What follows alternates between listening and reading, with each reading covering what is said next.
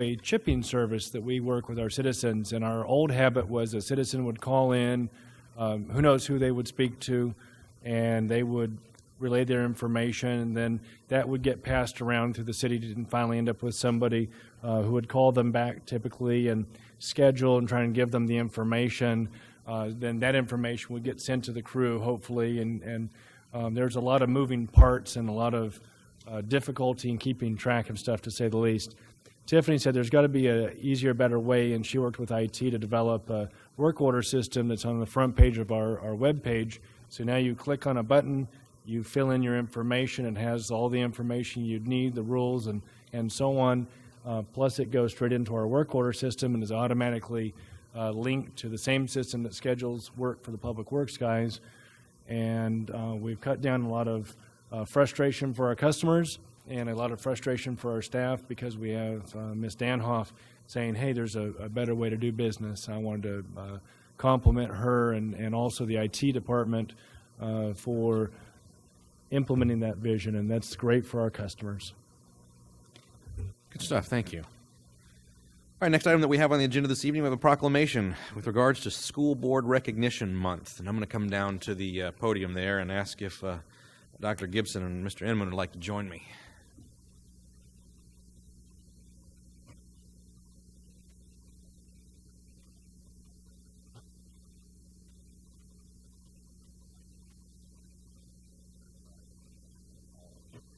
Anyone else?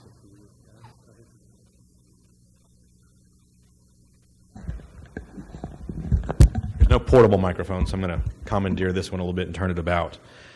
As some of you may know, and many of you probably don't, it's School Board Recognition Month, and so I'd like to read this proclamation, if I may. Whereas during the month of January 2016, the school district here in the city of Schertz will celebrate School Board Recognition Month to recognize the dedication and hard work of school board trustee members.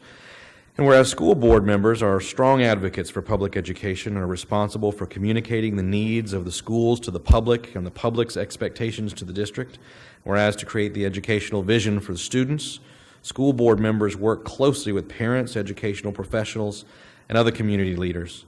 And whereas school board members are committed to the mission of public schools in meeting the diverse educational needs of all children and empowering them to become competent and productive contributors to society. And now, therefore, I, Michael Carpenter, the mayor of the city of Schertz, in recognition thereof, do hereby proclaim January 2016 to be School Board Recognition Month in the city of Schertz, Texas. So, first of all, if you would, join me in thanking these gentlemen for their work and their service.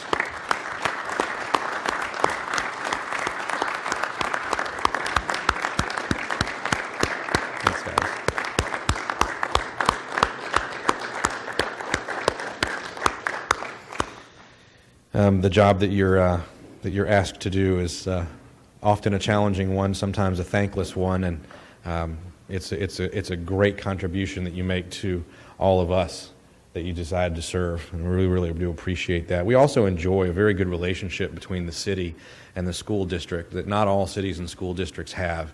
It's a wonderful relationship. We see that we are stakeholders in each other's business and destinies, and we work well together. I would say that from what I've heard from my colleagues that are mayors in other cities, many of them are not nearly as blessed as we. So I thank you guys very much for that. And would any of you like a moment in front of the microphone? I mean, I know it's dangerous to offer a microphone to another elected, but I'll do it anyway. I see that I have 3 minutes, right? I'll keep it short. Mayor Carpenter, members of the City Council, City Manager John Kessel, and staff, the school board certainly appreciates this. If y'all don't know, school board members are volunteers. We don't get paid. This is Jerry Perkins. I think he's now had about 2 meetings, and I think he just learned that we don't get paid. So whether or not he shows up next month, we don't know yet. So hope to have him on board for quite a while. But as Mayor Carpenter said, I mean, I've been a board member for years now. We've always had a really good relationship with the cities. I know the administrators have a tendency to work more often with each other than the board members and the council members do, but thought this would be a great opportunity for us to get a chance to meet each other. We do serve the same constituents. We pay taxes to the city. You guys pay taxes to the school district, and vice versa. We are all in this together with the same community, and you guys know how well the school district is doing has a large role to play in getting businesses into town and residents and keeping a very successful community. I think, again, we're all in this together, and very much appreciate you guys for taking the time to do this. And yeah, again, just wanted to introduce Dr. Gibson to those of you that are here. He's our superintendent. He's the one who does get paid quite a bit, right? I mean, of course. A lot more than we do, but no, he's well worth it. Let's put it that way. Hopefully you won't read about any of us in the newspaper at any time soon for doing anything goofy like some of our neighbors do. We do try to keep track of that and do a good job for all of you guys. And again, if you guys ever want to come down to a school board meeting, first half's usually pretty exciting. That's when we recognize students and staff. I mean, that's why we're there. Latter half of the meeting, kind of like you guys, we're talking about construction contracts and concrete and things that may not be all that exciting. But we meet on the third Thursday of each month over here at the administration building on L Bell across from the stadium. And I know, Mayor Carpenter, you'd come out to the board meetings quite often. I think you were the liaison years and years ago. But we certainly welcome any members of the City Council to come on out or members of the public. And again, appreciate you guys doing this for us tonight. So thanks, Mayor. Our pleasure. Our pleasure. You're going to have to stay up here and Chuck's going to want to take a picture. Jerry? No microphone. No, I'm good. Are you sure? I'm still trying to digest that I'm not getting paid.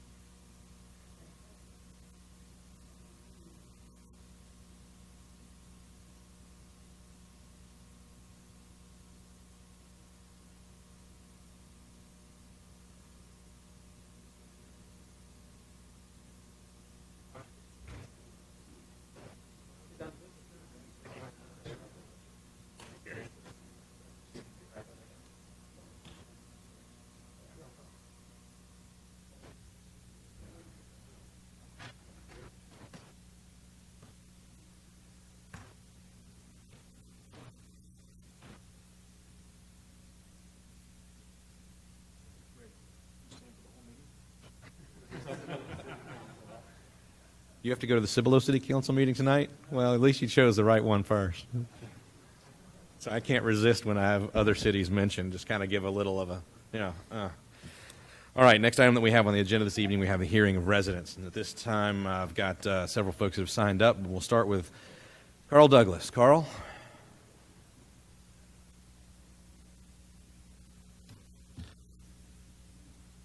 Oh, I didn't put the microphone back where I should have.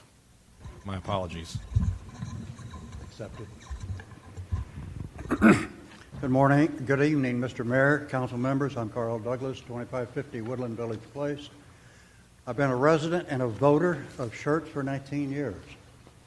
And I'm speaking on item 5, which is consideration or action approving a resolution appointing a council member to the board of directors of the Lone Star District, reappointing for 2 years, running from February of this year until February of 18.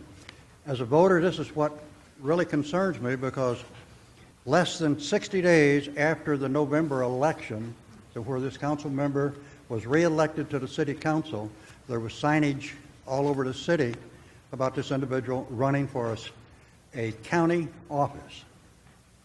I got nothing against somebody running for a county office. That's fine. What concerns me is, from a voter standpoint, vote for somebody to fill the council position, and then 60 days later, they say no, they want to run for a county position.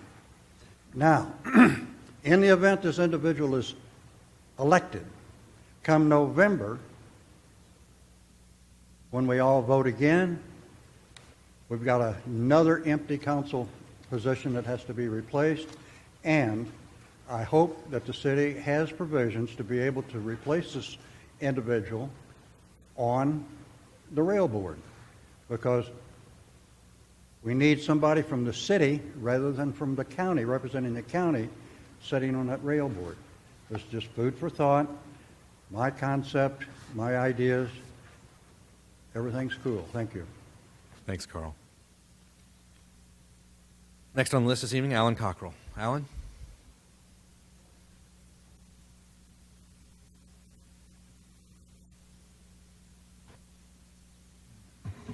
Good evening, Mayor, members of council, Mr. Kessel, Counselor. We're here to introduce Amber Briggs as the Assistant General Manager for the Schertz Local Government Corporation.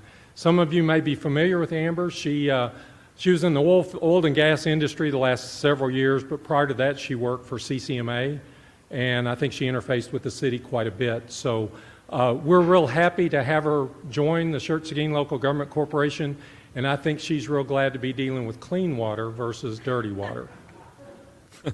I just wanted to take this opportunity to introduce Amber, so you may see her in the future at some council meetings on issues. Thank you. Thank you. Thanks for joining us. Congratulations. All right, next on the list this evening, I have Audrey Martin.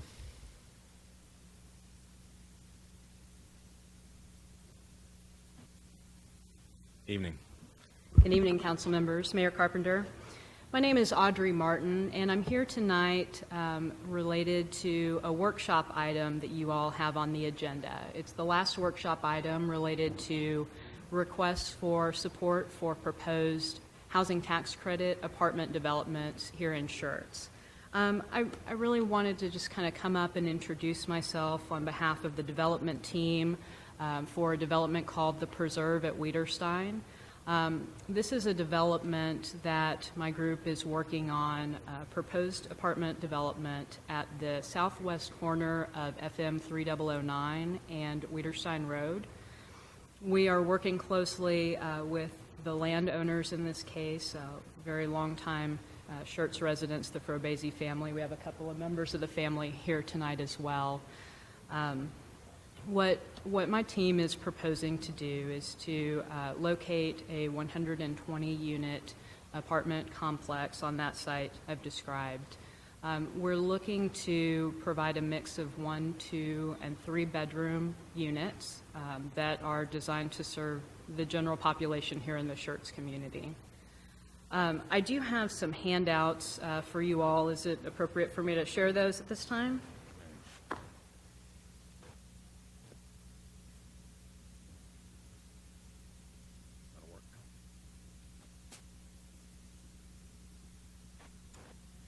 I know that Mr. James is going to make a staff presentation later, so I don't want to get in the way of anything that he's going to explain to you all.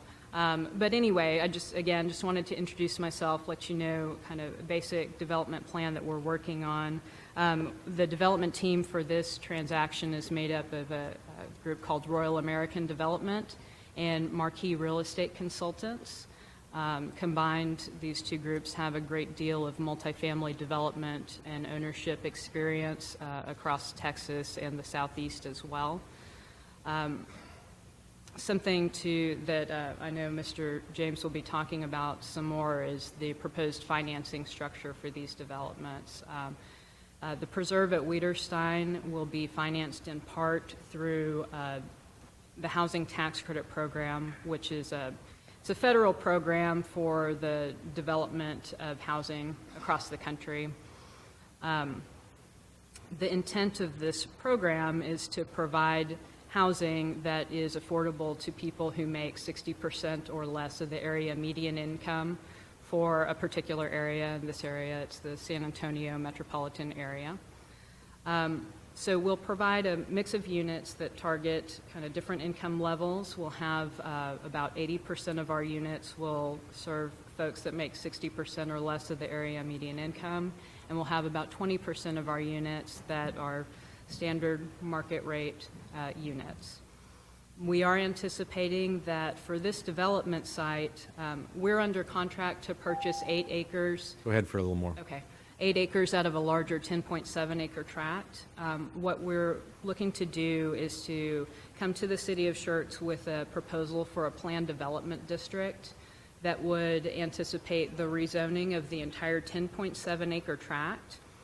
And we will have our multifamily component on 8 acres, and then the remaining about 2.7 will be retained by the Frobese family, and we want to get that rezoned as 2 commercial pad sites.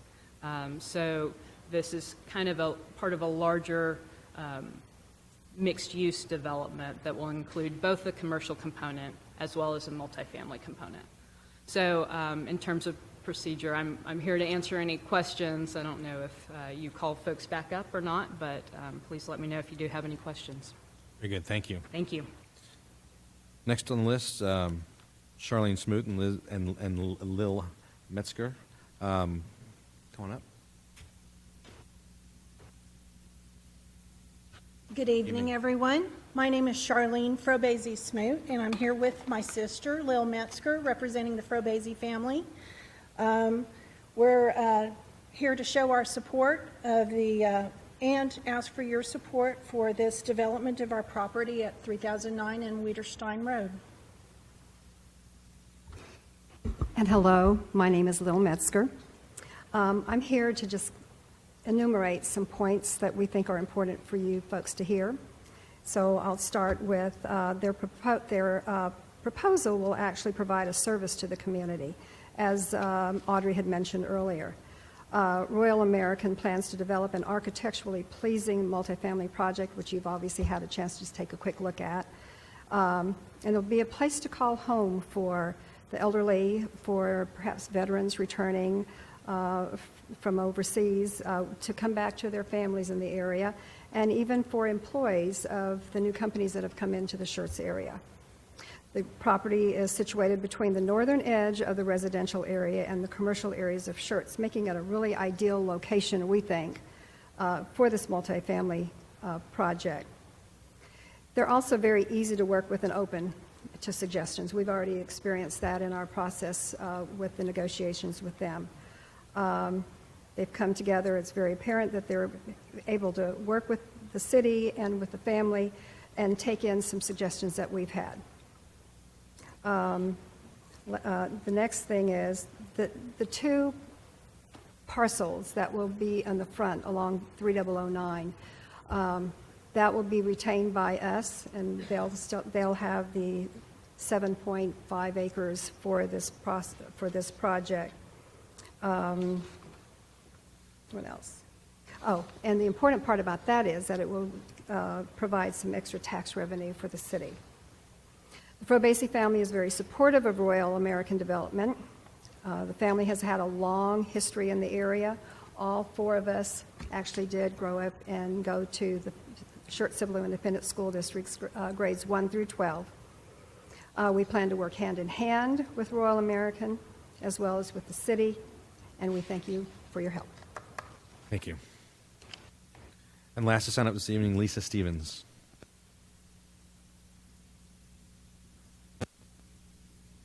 Good evening, Mayor, Council. I likewise am one of the applicants for a resolution of support for the tax credit developments. I came in order to provide information. I understand Mr. James is going to share some information with you. We likewise have a mixed-use, mixed-income property. Ours is on the frontage road at 35 and 2252.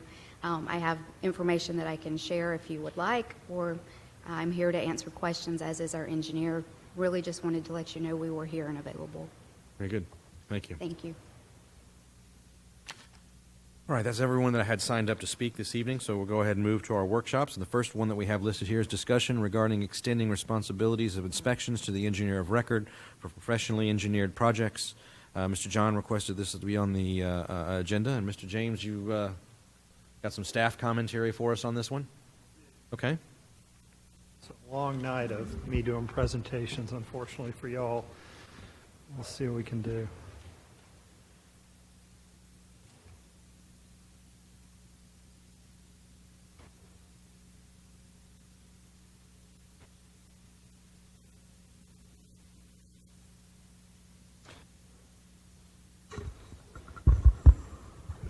Sure. So as the caption stated, Councilman John asked a few weeks ago for a presentation on ways we can possibly streamline the building permitting process. And in this case, one of the ideas was to allow design engineers to take responsibility for the inspections of the aspects of the building they design. Now, to be clear, as we kind of discussed briefly, this would not include civil projects, i.e. roads, water lines, sewer lines. Those are turned over to the city, and so we have our public works or our engineering inspectors who go out and do the inspection on those projects. They're going to be turned over to the city. We have to be responsible for maintaining them, and we want our folks out there. But the discussion really applied to building permits, if you will. So be it a residential home, a commercial project coming in, that if there's a design engineer involved, that they would have the ability to essentially attest that it was constructed per the plans that they designed and certified. And it would eliminate the requirement for staff to do that inspection. So the idea is to sort of streamline the process, move it more quickly, and still have somebody on the hook, if you will, for that aspect of it. And I will say this is currently what we do with retaining walls. And I'll talk a minute again about what the code references as special inspections. But for instance, when a developer builds a retaining wall over 4 feet tall, as part of a lot, the city doesn't have anyone who's qualified to inspect that. And so the design engineer we have written in the code, they attest that it was constructed per the plan, and that's what we go by. So the concept's not unheard of.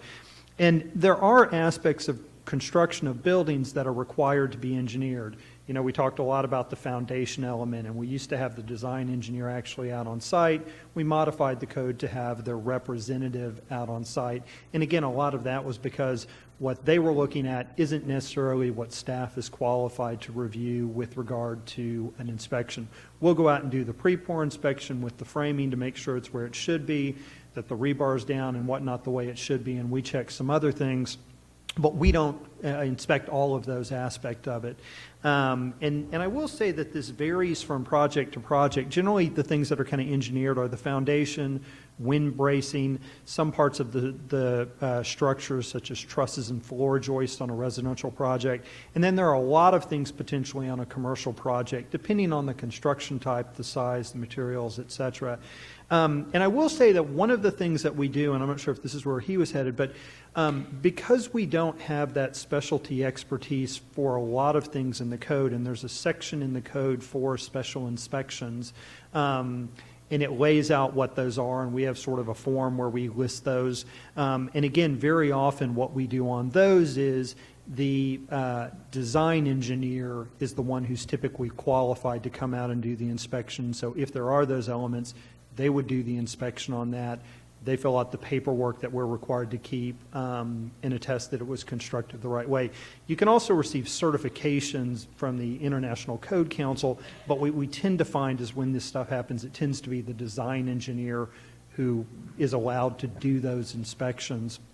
And so again, as you see, the 2012 code is pretty much the same as the 2015 code, which is what San Antonio operates under. They have this program in place. And so again, the code requires special inspections in a number of areas.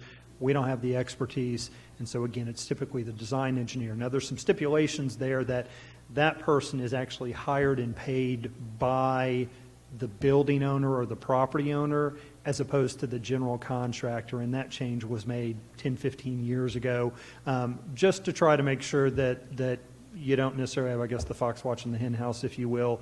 And so again, the assumption is the building owner has an interest in making sure it's built right, whereas maybe the GC is just trying to get the project done, if you will, on occasion. And so we have that ability to do that. We do that now on occasion when it comes in. But again, I think at this point I'll quit talking and see what the comments and questions are, and we'll go from there. So John, you asked us to be on the agenda, so I'll start with you if you like. I think Mr. James pretty much covered everything. I think this is a great addition. It's a natural thing that's going to happen anyway. The engineer that designs it knows everything about the project. They know what it's supposed to look like. They know what the code requires. And it puts the liability back on them to do the inspection and submit the letter of inspection to the city. Mm-hmm. Anyone else questions? Mr. Fowler? Seems like a couple of years ago, when the foundation problem of Fairhaven came up, And after that, we had a meeting with all of the contractors here and kind of worked out some arrangements. And I think one of those was having the site manager or something, like on the cement pour, it wasn't necessary to bring an engineer out to watch them pour cement. And so, but is this step going a step further than what we have been doing already? No, sir. This is really, again, there's provision in the code for it, and I think the idea is that we make sure we sort of take advantage of that and make it aware. And again, our natural reaction on these sorts of things is to say, yeah, we're not qualified to do it. We don't want to take on that liability. You have to do the special inspection. And so what we did, if you recall, with the foundation is that was an extra step, isn't required in the building code, isn't referenced, isn't made an option. We basically said, look, we're having these foundation problems. We need to do some things above and beyond the code. At the time when we first passed it, we said, let's have the design engineer out there. What we subsequently, after working with the construction folks and going through the building permit process, that was the big issue for them. It was twofold in my mind. One is it was very expensive to have an engineer standing out there watching concrete being poured. But I think maybe the more swaying argument or more compelling argument is they said, look, these are folks who are good at designing foundations. They're good at sitting in an office designing foundations. They understand the chemistry behind it and the technical aspect behind it. But they're not necessarily the person you want standing out there making sure that the actual construction is done per plan. There are folks who do that more for a living. They're more familiar with it. And frankly, you'll get a better result. And so what we changed to, what council changed to, is allow the representative to be out here. Now, I will say City of San Antonio, as we did some research on it, has a fairly substantial bulletin on it. And so what we will likely do is take a lot of the information that they've got, sit down with those folks. Again, Gil worked for the City of San Antonio for a while. Rudy Cantu, who works for us on contract, worked for San Antonio for a while and are familiar with it. And so we'll probably sit down with folks in San Antonio again, go through some of their stuff and model some of the documents on it. So we're not reinventing the wheel, but we're able to talk to them about what works, what doesn't work, et cetera. And so we kind of get the best of both worlds. Now, obviously, if our folks are out on site and they see a problem with something, regardless of what inspection they're on, they're going to raise the issue and they're going to bring it up, as part of that, and they're going to pull folks in and sit down and see what went on. Mr. Zeus? Mr. James, you said, what are we doing now then? Because you said we're not qualified to do this. So what have we been doing? What we have been doing is, in fact, requiring the special inspections and requiring someone who's qualified to do it on the part of the building owner. And very often that is the design engineer, because there really aren't folks in the area who have those ICC certifications. And so that's what we do. Now, I will say this, and we talked about this a little bit at P&Z, their last meeting with regard to the fences and sheds. We probably need to do an overhaul of our website. Again, Councilman Thompson brought this up, FAQs, things like that, to really get some of this information out there. Again, build on some of the meetings with the builders, because one of the things is if folks aren't aware of how we do things or what's available to them, we may spin our wheels for a while only to sit there after 3 weeks going, oh, we could have done it this way. And they're going, okay, great. If I'd known that, I'd be done. And so that's probably going to be a big effort on the part of the Planning and Community Development Department, is to really overhaul the materials, overhaul the information on the website, and make folks aware. And I think if we can do that, that's going to get us there. But we're not doing the inspections now. Our folks know what they're qualified for. That's what they focus on. And again, they use the provision in the building code as needed. So actually, we're going to leave it to the design engineer to inspect. On the special inspections, we're going to leave it to the design engineer to do the inspection, fill out the paperwork, the documentation, provide that to us, and those are part of the records that we would keep with that. Yes, sir. I think it's a good idea. Yeah, I think so too. I just want to say that this is an option. Mm-hmm. They don't have to do that. They can still use the city services and our inspections department. But if they do opt for this option, it will alleviate and make our inspections department more efficient, open to other places that they need to be. Yes, sir. Mr. Thompson? like Mr. Kessel mentioned earlier, a city employee in using their initiative, if we can use this to streamline the process while still retaining accountability, becomes a win-win for everybody.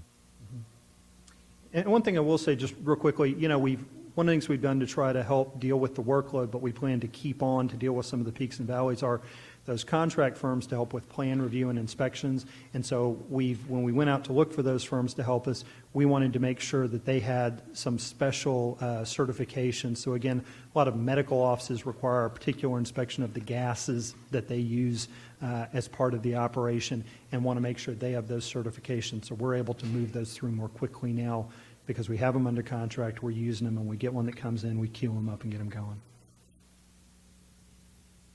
Council, any other questions for Mr. James? All right, that was just a discussion item, workshop, not an action item, so we'll move on to the next workshop, which is a discussion regarding revising the tree mitigation ordinance. Mr. James, you have a little staff commentary for us there first? I do.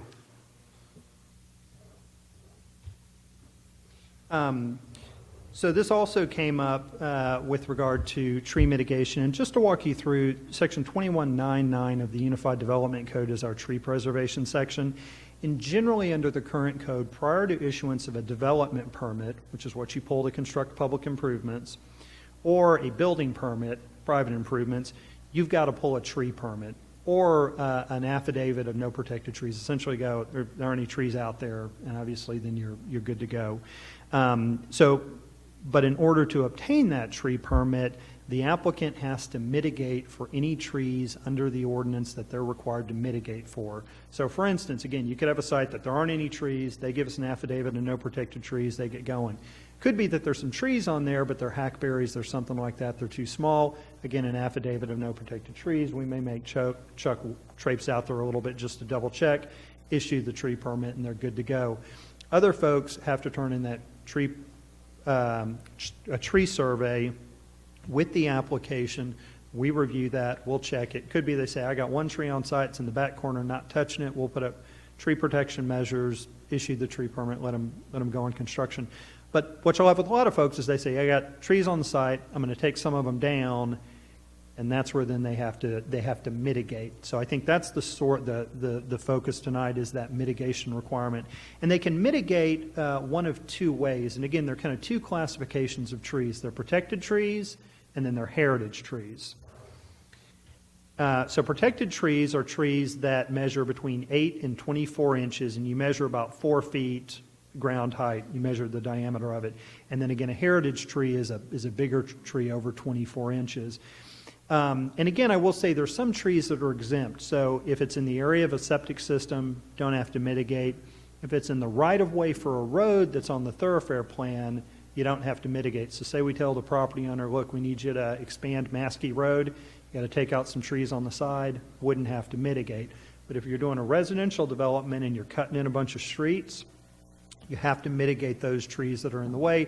I think the idea there is that you get to decide where those roads go, unlike Maskey, and if you get to decide where they go, then you have the ability to avoid trees potentially or not. That I believe is the logic. But again, protected trees in the utility easement, you don't have to mitigate for, because again, generally, utility probably needs to go there. If the tree's diseased or damaged, you don't have to mitigate. And again, often Chuck will go out and look at it, meet with the arborist, talk about the tree and why it's in bad shape. But if it's dead or dying or going to fall over, don't have to mitigate. And then again, certain varieties, hackberries, eastern red cedars, common ash junipers, chinaberry, mesquites, ligustrums. Chuck could probably tell you the Latin names of those. I couldn't. But we've got those trees that folks often refer to as trash trees that you don't have to mitigate for. Generally, those are short-lived trees. There are problems with them. They may be an invasive species, and so they're not the kind of thing that's going to be around a long time that we necessarily want to protect. But all heritage trees, as big as they are, have to be mitigated. And so that's kind of what the ordinance says. And again, as I said, trees can be mitigated one of a couple ways. One is they can be mitigated by planting extra trees or paying into a mitigation fund. And so often what you'll see is somebody's taken out some trees, they'll plant extra trees on their property to meet that requirement beyond what's required. There's also ability to plant it in kind of public spaces, but we don't really ever do those. The other option is you simply pay the city and go, look, I've planted 10, but I still owe you. I'm going to pay the rest because there's not room. And that's a fairly common practice. That's probably the most common, I would say. And so, again, the replacement is for protected trees, those 8 to 24, based on the size, it's a 1-to-1 replacement. So if you take out 9 inches of trees, you know, at one protected tree, you got to put 9 inches back. Those are at least 3 inches in size. So 3 3-inch trees get you there, and most folks plant the smaller size trees. The bigger ones are much more expensive by inch, and also they tend not to survive as well. So while you may like them up front, they often die out, so the 3 inch is fine. For a heritage tree, because it's a bigger thing, want to preserve it, it's a 3-to-1 ratio, again, 3-inch minimum. So again, if you take out a 30-inch tree, you're planting 90 inches of trees and or a combination. Now, the fee schedule that's approved every year establishes that payment as a $100 per 1 inch of tree. Okay, so again, if you take out a 9-inch tree, you don't have room, $900 is what you pay and goes into the mitigation fund. And that's the fund that we use for a variety of things, as the ordinance stipulates, to plant trees. So when we plant trees at the soccer complex, tap into the mitigation fund. As we plant trees in parks, tap into it. It can also be used for their care and maintenance, so tree trimming to ensure they live longer, tap into the tree fund. Interestingly enough, the code also allows for trees to be planted on school district property and the funds to be used for that. So in deference to the city attorney and his staff and the work of Chuck Van Zant, they're working up an agreement so that we can offer that. You may recall a number of years ago, Councilman Scagliola kind of commented, you got a bunch of money, what are you doing with it? And again, at times we do, and so again, maybe a good way to supplement some trees that they have there. And so that's kind of how the ordinance works. So here's sort of the problem.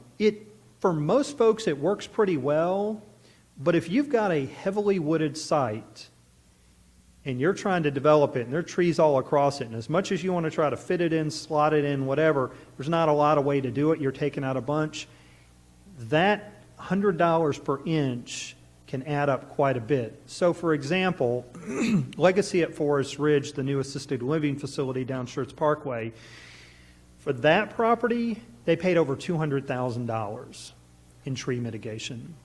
As another example, you notice the construction going on over here with the dirt being moved on the other side of Schertz Parkway just by the Deeds Creek drainage ditch. I don't think they paid anything. Wasn't a tree on that property. So for that project, didn't pay anything in mitigation.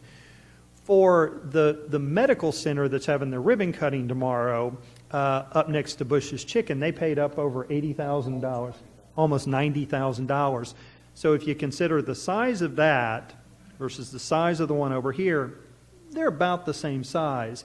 So again, because one had trees on it, pays almost $90,000, the other doesn't pay any, and that's a lot of the frustration we hear is, like that one, in the leg assisted living, they tried to work around the trees they had, but there was only so much they could do, and they sort of came back and said, it seems, I don't know what else you want me to do.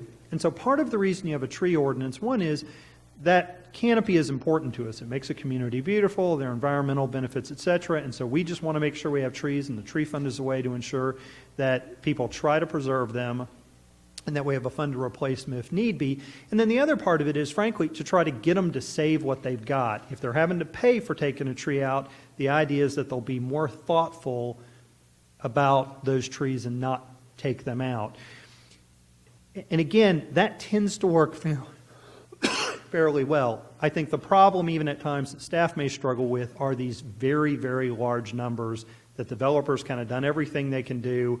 They put in kind of as many trees as they can put in extra, and they're still handed a big bill at the end of it. And it's sort of, I think, a reasonable person question, what's the difference between them paying $200,000 and $100,000? $100,000 is a big enough chunk of change that it helps us plant a lot of new trees, makes them really think about what they've got. But at some point, is there a diminishing return to it in light of what you've got? I also think it's important in light of the history of our community as a farming community.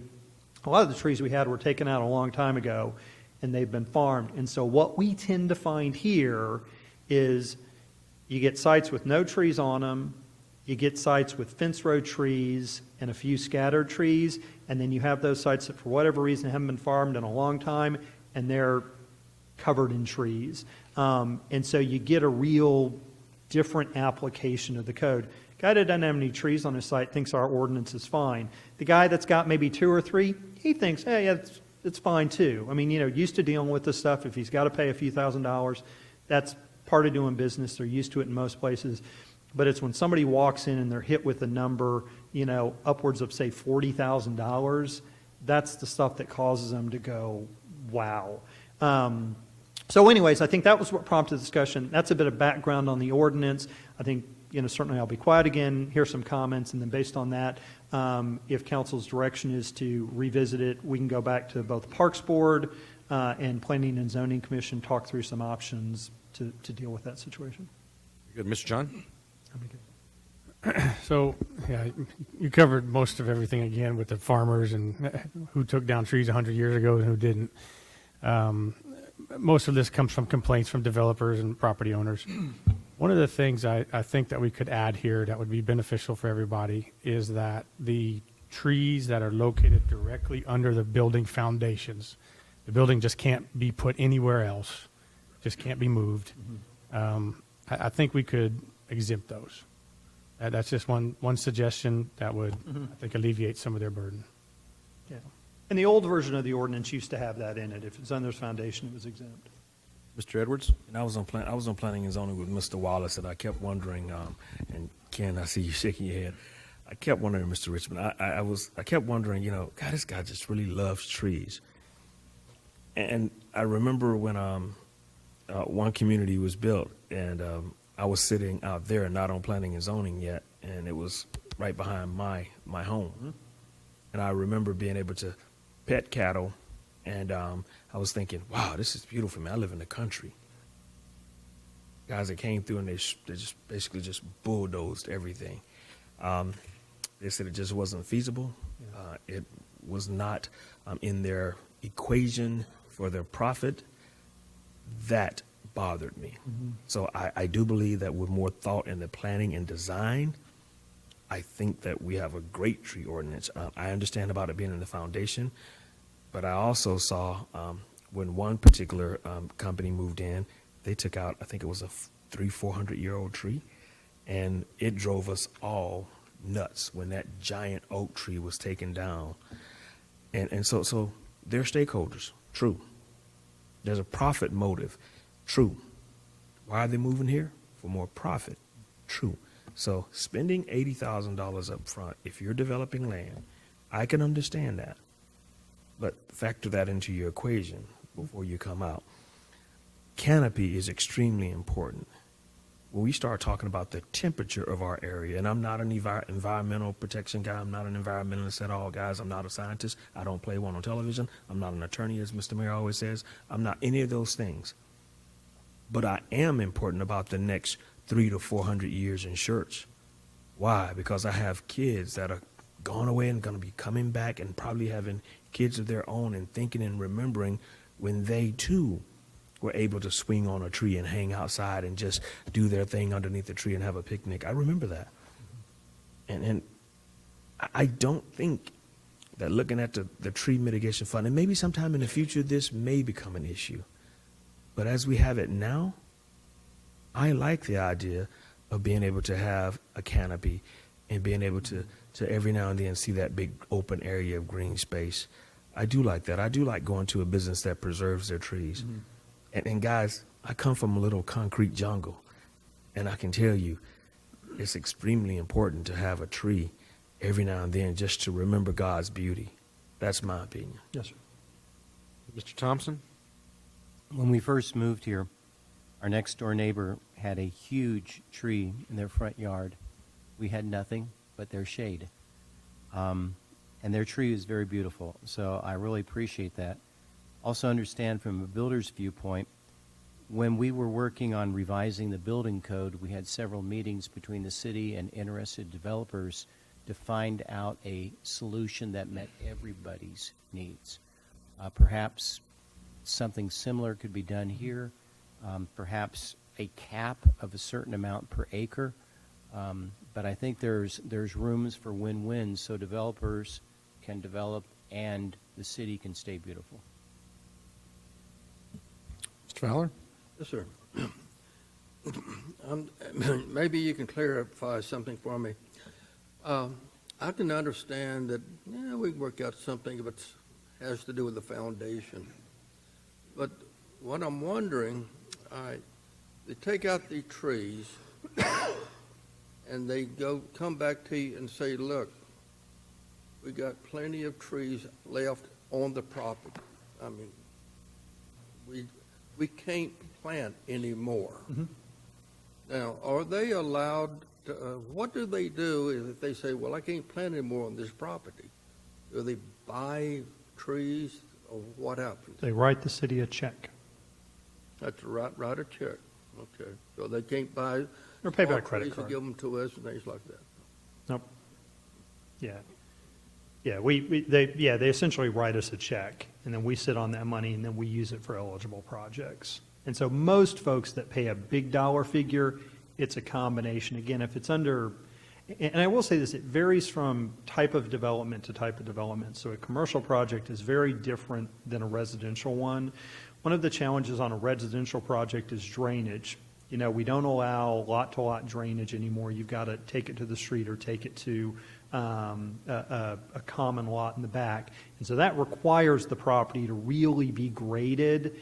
And so very often, you're right, I think the comment is they just can't get it to drain how they need unless they regrade, and that means taking the tree out. But I will say, especially for residential developers generally, is they have an incentive to save those trees because trees or lots with trees on them are worth more than lots that don't have them. And so you kind of get that balancing act. What we tend to find on residential developments is I'll say one of the primary, are the fence row trees. Those trees that grow up at the back, and that's what typically that neighborhood that's already there, don't take those trees down back there. So again, we could write the ordinance to say, look, those are still protected. It's maybe an area we want to tighten up a little bit to try to preserve those. But then the other areas that are more problematic, we kind of loosen up. So I will say residential and commercial projects, what they often run into are very different. Okay. Thank you. Mr. Zeus? Do we think the fees is too high? I wouldn't say the fee is too high. I will say this. I think here's the challenge. At some point, it's almost an all or nothing thing. Again, if you're coming in with a 150 lot residential development and you're paying $40,000 in tree mitigation, it's $40,000 and that's a big number. But relative to the number of lots, it doesn't seem out of proportion to that. But if you've got an acre site and it's covered in trees and you're paying, say, $75,000 and you've tried to twist it, turn it, play with parking, tree well it all you want, and we're kind of going, yeah, I don't know what else you can do if you want to build a building. You've kind of done all you can. You've planted trees, you've preserved some still. Writing that check for $75,000, to me, that's, I kind of sit there and go, yeah, I see the point. You're right, there's a cost to doing business, but most of those folks, again, like the medical center by Bush's Chicken, like the assisted living, they preserved a lot of trees. You go out there and you're not struck by, oh, they clear cut it.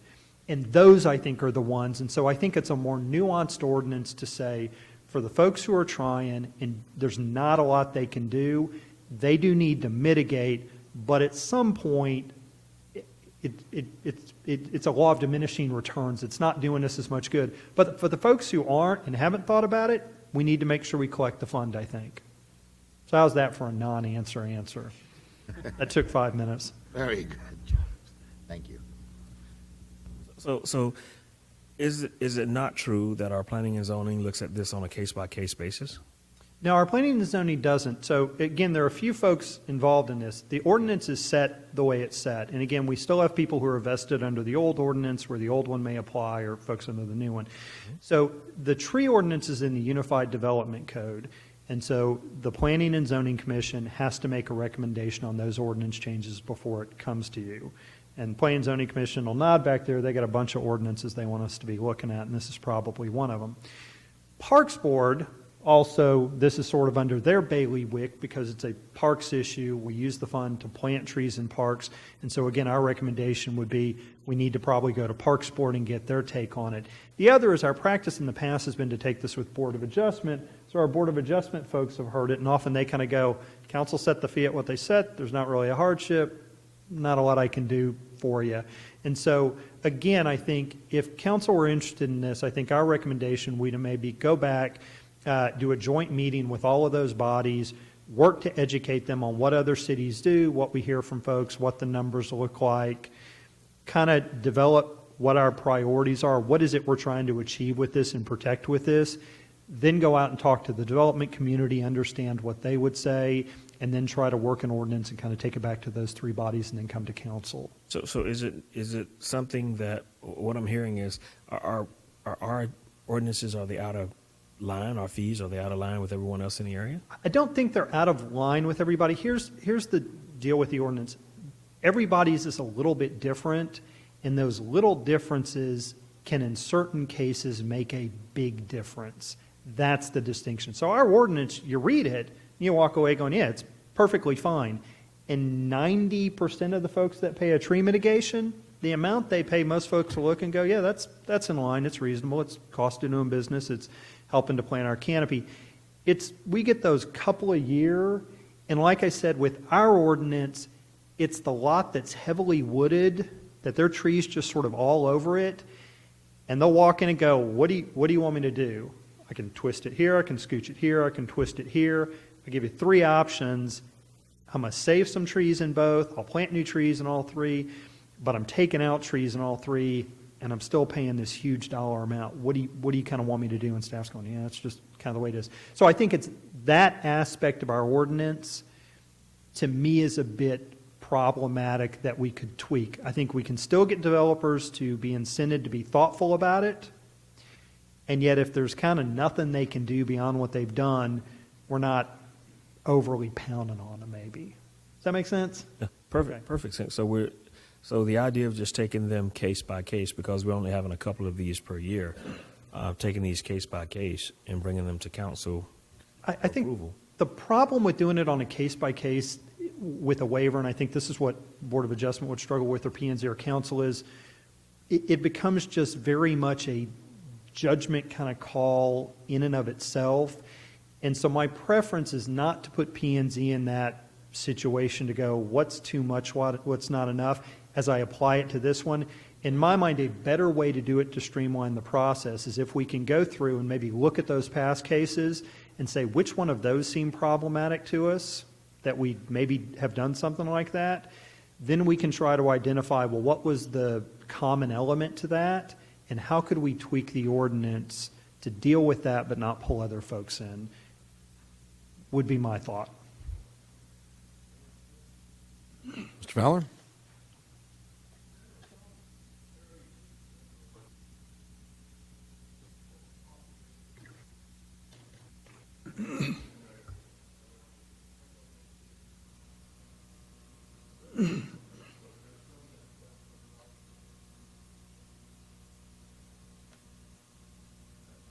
If a developer comes and looks and says, this is an ideal location,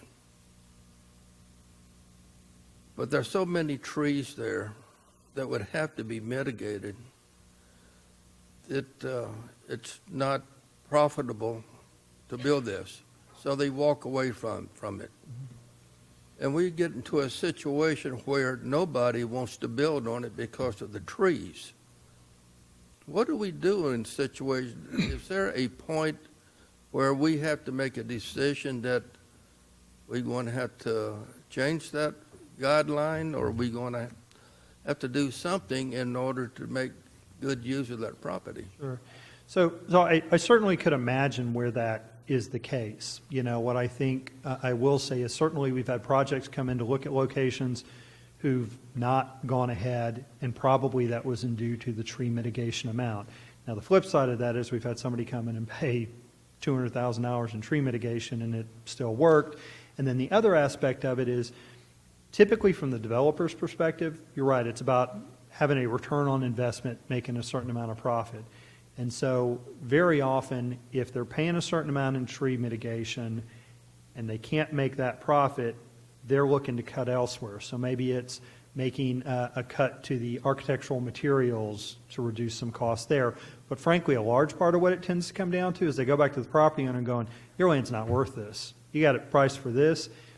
Per the city's tree ordinance, you got to mitigate this, this, and this. It's worth half of what you think it is. I mean, frankly, that's the other part of it is where it tends to work out, and that property owner sits there, and finally, after hearing that 5 or 6 times, going, okay, well, I guess I kind of get it, or hold out and go, maybe council will change the ordinance at some point, and then it's worth more. So it could certainly happen. We've had projects that, yeah, my impression is clearly that they've pulled out because of the tree mitigation. Frankly, we've had other projects pull out because they couldn't make that profit that, frankly, I'd probably sit there and go, if it was that tight of a deal, probably didn't need to happen anyway, because it wasn't likely to get completed. Thank you. Mr. Thompson? If you were to have that series of meetings with the groups in the city Mm-hmm. and then with the developers, what would be a reasonable time frame for you to bring something back to the council? You know, it's probably dependent in large part on how the rest of these presentations go. And to be blunt, I think, I can't tell you really. We'll go back and try to work a schedule up. We'll go back and try to prioritize it. I will say that, frankly, we are, in light of the fact that we have had significant development over the last year, we are struggling to get done some of these ordinance updates. The sign ordinance, the mobile food truck ordinance. We really need to look at the cell tower antenna ordinance as well. They're backing up, but again, if I go back over to across the street, Bryce and Lisa are probably over there still working. I mean, at some point, there's all I can do. So we can try to work it into a schedule and give you an example, but this year. Yeah, it's again, the more involvement you do, the longer it tends to take. With those 3 boards, we'd probably do one joint meeting just to educate on the current ordinance and what other folks are doing. We'd probably do a second meeting to talk about what's important to us, what are we trying to accomplish, and then do a developer meeting, then go back and kind of give them some options for them to pick. So we're probably a half dozen meetings for staff on this kind of thing, and then the background work. Mr. Kessel? Mayor, Council, it may be helpful to staff to have some clear direction as to what council is looking for, rather than to spend a lot of time trying to get a lot of input. We could probably do something much quicker and have something in place. I'm not certain I would know what I would tell the different groups exactly council is looking for, other than to start throwing out ideas. And obviously, we could come back after having spent several months with some ideas that council would not necessarily support. And so having a real clear idea of what council's looking for in that, and kind of maybe bouncing that off of these groups may be a more efficient way to have that. That's correct. So if you wanted to look at reducing or pulling down the really high amounts on, say, a per acre basis, there are a couple ways we could do it. Either look at exempting the things under foundation, look at capping the cost per acre or the mitigation per acre at a certain amount, something like that. Mr. Zeus? Mr. James, you really explained it very well. The idea of capping it is very good. And listening to Chuck on his last presentation a while back when we discussed it, I think the staff is very well educated to bring us something, and we could move on it. I know we all wanted it today or tomorrow or next week, but I think what you just said explained yourself very well in this tree mitigation, just the capping, and that's important, the cost also. Those most extreme cases, the most expensive, find a way to deal with that. The property owner does not, said, oh my God, I can't sell my property. I have too many trees on it. The developer is not willing to pay his or her property, go cut in half. So we just got to be careful with that. I think if that were the case, we could more quickly work with P&Z, Parks Board, and Board of Adjustment to come back with something more quickly in a matter of a few months. Mr. Fowler? Also think that that would be some good information for EDC. Maybe something we can consider is as doing a survey, maybe from a satellite or from an aircraft, and be able to identify areas that said these are heavily wooded, and we might be able to start looking at that and mentioning topping, what the ceiling's going to be for working in an area like that, and identify these areas so that when a developer comes in, we can show them these areas, but also we can show them, all right, this is a problem that you're going to be looking at in the tree mitigation. Yes, sir. Okay.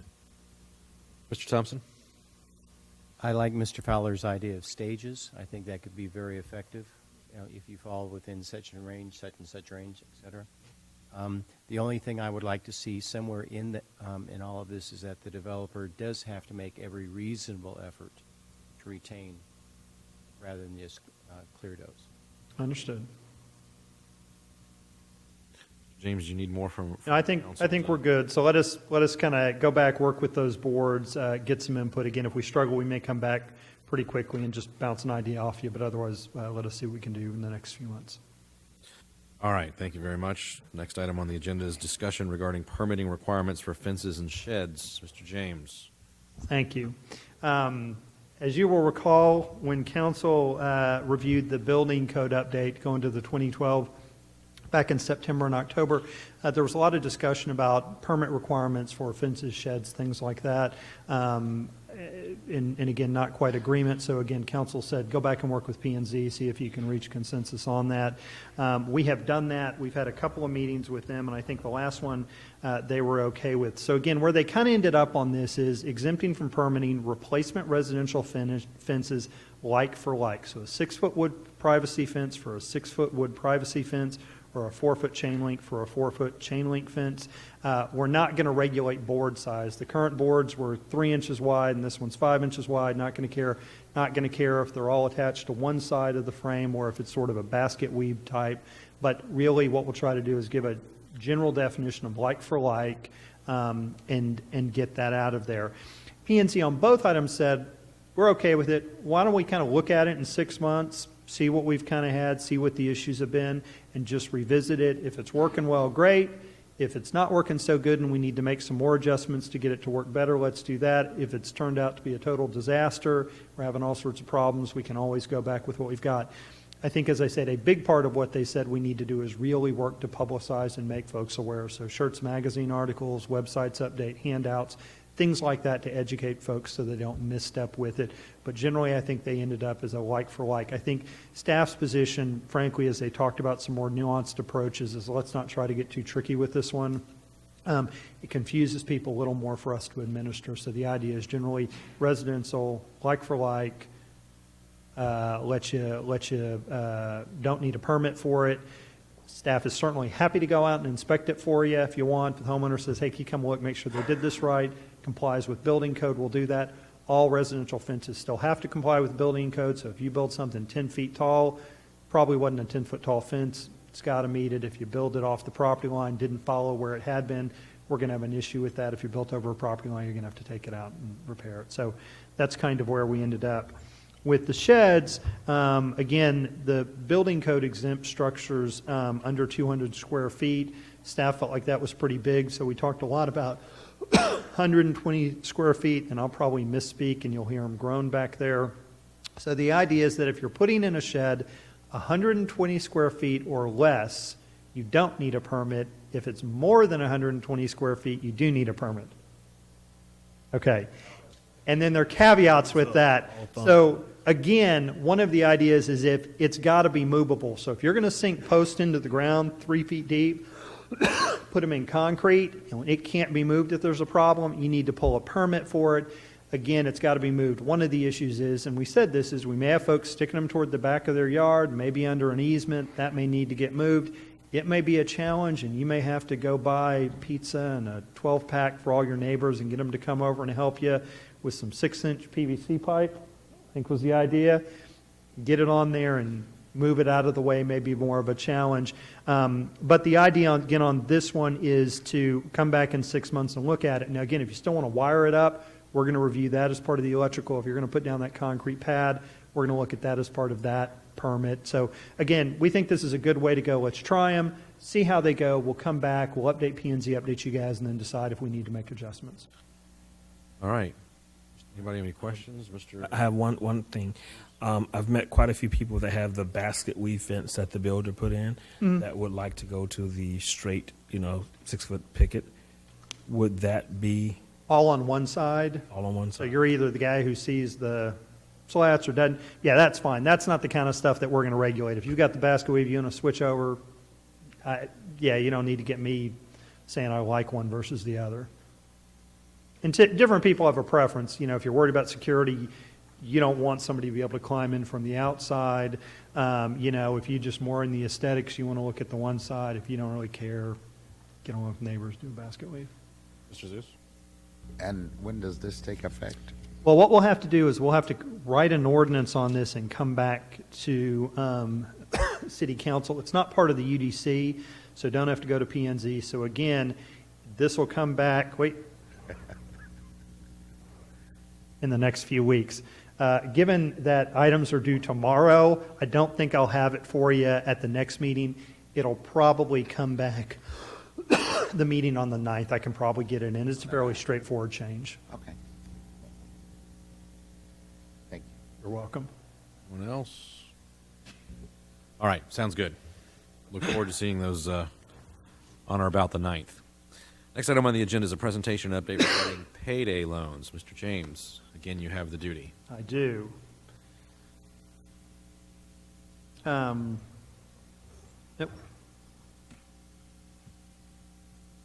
going to have my presentation. So you may recall that we talked about this in early December. Council discussed the idea of payday loans or going forward, or credit access businesses. Again, City of San Antonio passed an ordinance. There was an article in San Antonio Business Journal. Fear was they'd be moving out of San Antonio into the surrounding communities. But generally what those regulations do, and again, there's a TML kind of template ordinance that's very similar to San Antonio's. It requires those credit access business payday lending facilities to register with the city. San Antonio charges them $50, limits payday loans to a certain percentage of the borrower's income. Don't let people borrow more than they can afford. Same thing with auto title loans. Want to limit it to a percentage of the person's income or the vehicle's value. Limit the number of loans they can have and the number of installments. Dictate how much of the payment has to go to reduce the principal, and then typically have language to inform folks about what it is that they're doing, and again, maybe some credit information provided to folks. And again, TML has a similar, cities around us have them. City of Waco looked at it, states looked at it, and hasn't done anything. There is some ongoing litigation. The commission, as I mentioned, we have two of them in town that I found over off kind of 35 and 3009. There was a question. Both of those provide auto title loans as well. So they both do the payday loans. They both do auto title loans. Two kind of questions that y'all seem to have, one of which is, do we understand kind of what's involved in these and how much information about what that loan looks like and whatnot? And what I will say is, frankly, I didn't have to go ask for any information. If you look on their website, they've got a lot of information on there with regard to the loan terms and things like that. So, just as, again, an example, with Ace Cash Express, they give you information about what a typical loan might be, and they've got a number of these documents depending on how many payments you want and things like that. And again, probably the commentary is looking at the interest rate, what it effectively comes out to be. And that tends to be one of the issues. Now, again, if you read the information and you look through some of the literature, their kind of comment is these are loans that, again, there may be a credit risk there, and there's a reason you can't go to a bank or get a credit card to put a payment on a credit card. And so, again, if somebody can't get a credit card or can't get that loan, that would be why the interest rate fees would be so high. And I'm not justifying whatnot. That's simply the argument that's made. I think a lot of what the regulations do, to be honest, isn't to dictate or to stipulate what that interest rate is, but rather what you'll see, it's to dictate, as we talked about, the terms and the number of payments to keep people from continuing on and continuing on. Thus, each payment has to draw down a certain percentage of the principal. And so that's generally what it is. So what I will say is all of that information is generally online. Both companies do online and in person. Some states regulate those a bit differently, but you can go on and you can pull up the application and you can see what they've got with that. But there's again, quite a bit of information that both of those have. So again, I don't know that it's necessarily you can't find it. Like anything else, I think the two issues would be it's a lot of documentation, a lot of paperwork to folks really understand it. And then the other part of it is if you're stuck and you got rent due and you got nowhere else to go, you're probably not thinking about the terms at that point. You're thinking about how I pay rent and stay in my building. The other question really was to have staff call around to San Antonio and see how it's working for them. Called City of San Antonio. They've got a person right now who oversees the program, one individual. And so basically what he says is they kind of have this annual cycle where people have to register. So he says, I get real busy when the registration is due. They've got about 100 of them. Takes them about 15 minutes or so to review each application, and then isn't as busy. He said the rest of the time it's dealing with kind of people who call in complaint saying somebody's violating the ordinance. He said last year he thought they had about 3 that of the complaints that they did feel there was a violation for on the ordinance was the number they ended up with, was about 3 of them. Most of the other complaints, he said, no, it's in keeping with it. In terms of what was done. So again, what they do not do is they do not do any kind of audit. They don't go out, they take the registration in, they make sure all the things are turned in annually, and then they deal with complaints, but they don't go through any kind of audit process. And again, he said it's something they've kind of talked about, and he said that would really change the amount of work involved in it as well. So again, with that, all right. I'll answer any questions. Questions for Mr. James? Mr. Thompson? So, knowing what you have put in, what are your recommendations regarding this to the council? I think from a staff perspective, this is one that, frankly, I struggle with a bit. And I think I struggle with it because I think, on the one hand, you read through the interest rates, you see the terms of it, you can imagine somebody who goes for this. You have concern that it's a predatory lending situation, that somebody's getting in and getting in over their head. Frankly, from my perspective, probably not dissimilar to the problem we have with credit cards in this country. Very often, if you've got college-age kids or friends who have kids in college, you may remember what that's like. You get into college, you're kind of on your own, and you start getting bombarded with credit card things. Oh, it's real easy, fill it out. You can. And it's just like free. It's not handing out cash out of your pocket. It's I can just buy the stuff I need. I can't pay tuition this semester, to be honest. Put it on a credit card. I'll make it up, and you see that grow. You have a car problem, and you have to put that on there, and you look up, and you got $1,500 on your credit card, and you're seeing how much they're charging every month, and you're trying to get back, and it's a tough deal. So on the one hand, I struggle with that. The other aspect I will say, though, is to some degree, I think for folks who tend to go, this is my impression and I could be wrong, if they are struggling to pay rent, I'm not sure where else they turn. because you can see the information, you can see the interest rate, you can see the terms. And I think most folks, if they had a relative to go to say, hey, could I borrow a couple $100 to tide me over, would have done that. Again, if they had money in savings, they would go to that. They would do that. It's interesting. The city last year, one of the things that we did, a benefit we offered to our employees is to allow them to participate in the Money Smart program that Dave Ramsey does. And one of the ways we sort of promoted that to employees is the city did it a number of years ago. And I can tell you across the board, the folks who were here when we did it the first time really talked about how that impacted their lives. We had some employees stand up and say, this really changed my life because I didn't know what I was doing. And if you look through that Money Smart program, the first thing he does is tells you, you need to save up $1,000, or if you're making less than $20,000, you need to save up $500. And that is extra money that you set aside for that problem that comes up. The car breaks, I got to get it fixed, get that in there. And then you start with the smallest debt you've got, knock the smallest one out, move to the next one, move to the next one, move to the next, get those out so you're just paying a mortgage. And then you start by building up that reserve fund, that 3 months, 6 months. So if something happens, I get hit by a bus, I'm not reverting back where I was. And so, frankly, Councilman, I struggle with it a bit. I think,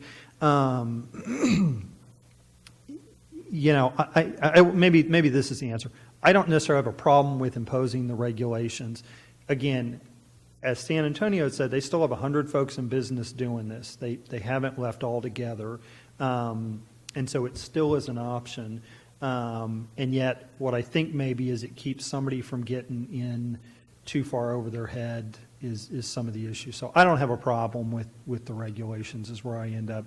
And frankly, I tend to be a person saying limited government, stay out of people's business is where I tend to go. And yet at the same time, I think it's probably a significant problem for folks. It's probably a bigger problem that's the root cause of it, and it'd be better to tackle that. I'm not sure how you do it.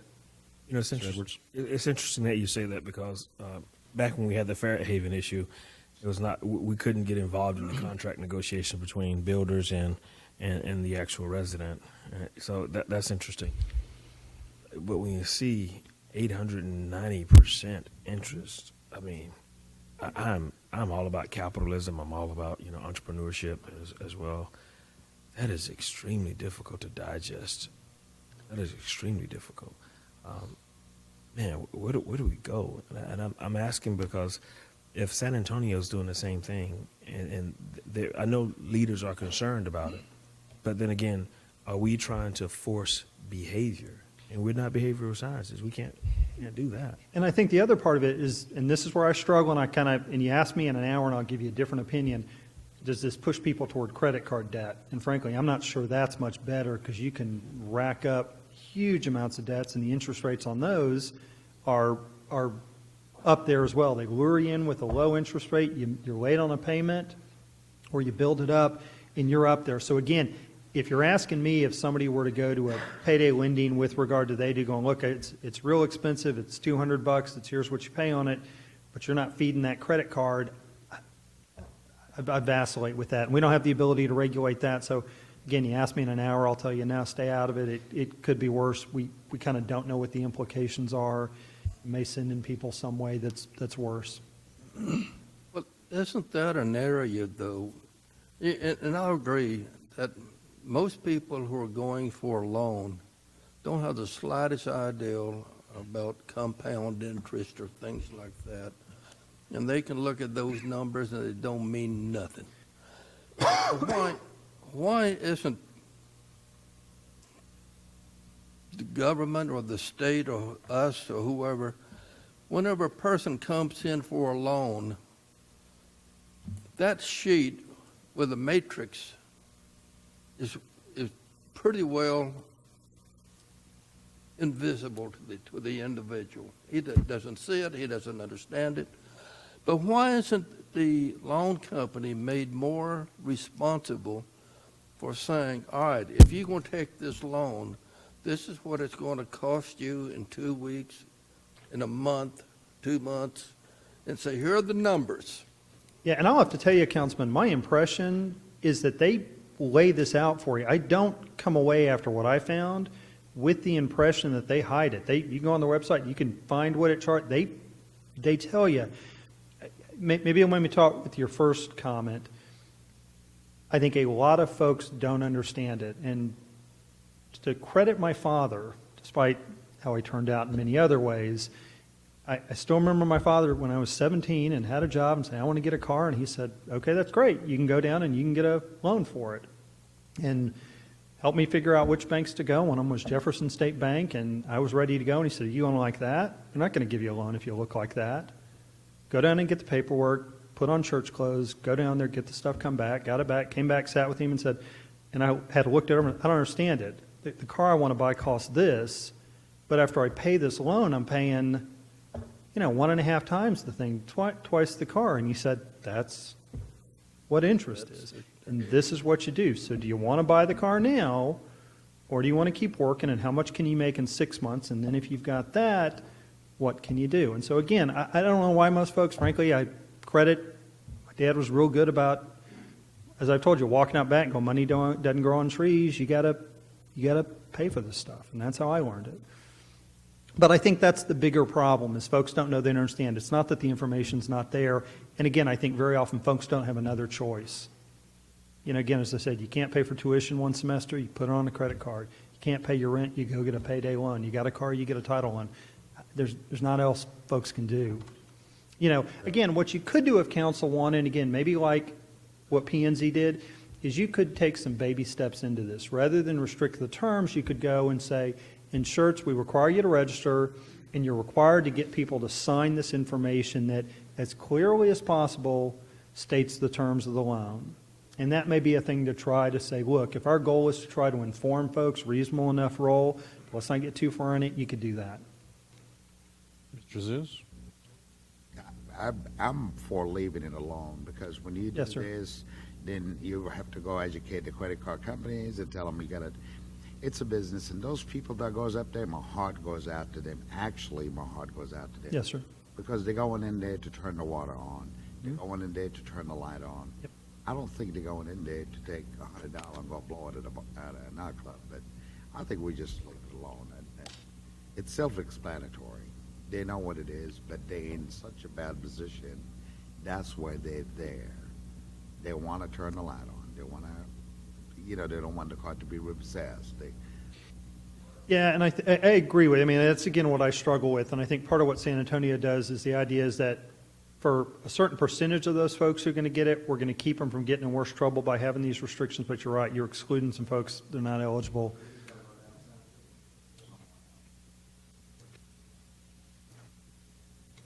Mr. Thompson? I would like to see that these companies have to provide something in very simple, clear language.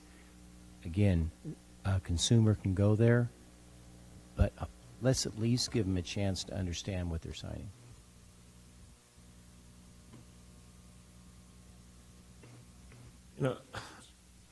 So if we do something like this, Mr. Zeus brings up a great point. We don't want to interfere with American business. I mean, but when I see 699, 899%, but I will say to Mr. Thompson that it looked pretty self-explanatory to me. It looked like it was in layman's term is what I would call it. There didn't look like to be a lot of legalese from what I saw. So this is the thing that we struggle with. We can't force a business to show compassion. We can't force a business to do any of those things. We're in a situation. Do we want to bring them, just at least make them show some type of level of transparency, as people were saying, levels of transparency, so that the consumer is not being taken advantage of, not in our city, and that we know. And Grumpy's right. Your heart goes out to them. Your heart absolutely goes out to them. So we have to work diligently, but make the company more transparent with that particular issue, with the interest that they're paying. There's nothing else we can do to regulate them, because we're not here to regulate. James, are you looking for direction from the council on what we want to do? Because I'm not sure that I could articulate that right this second. Mr. Zeus?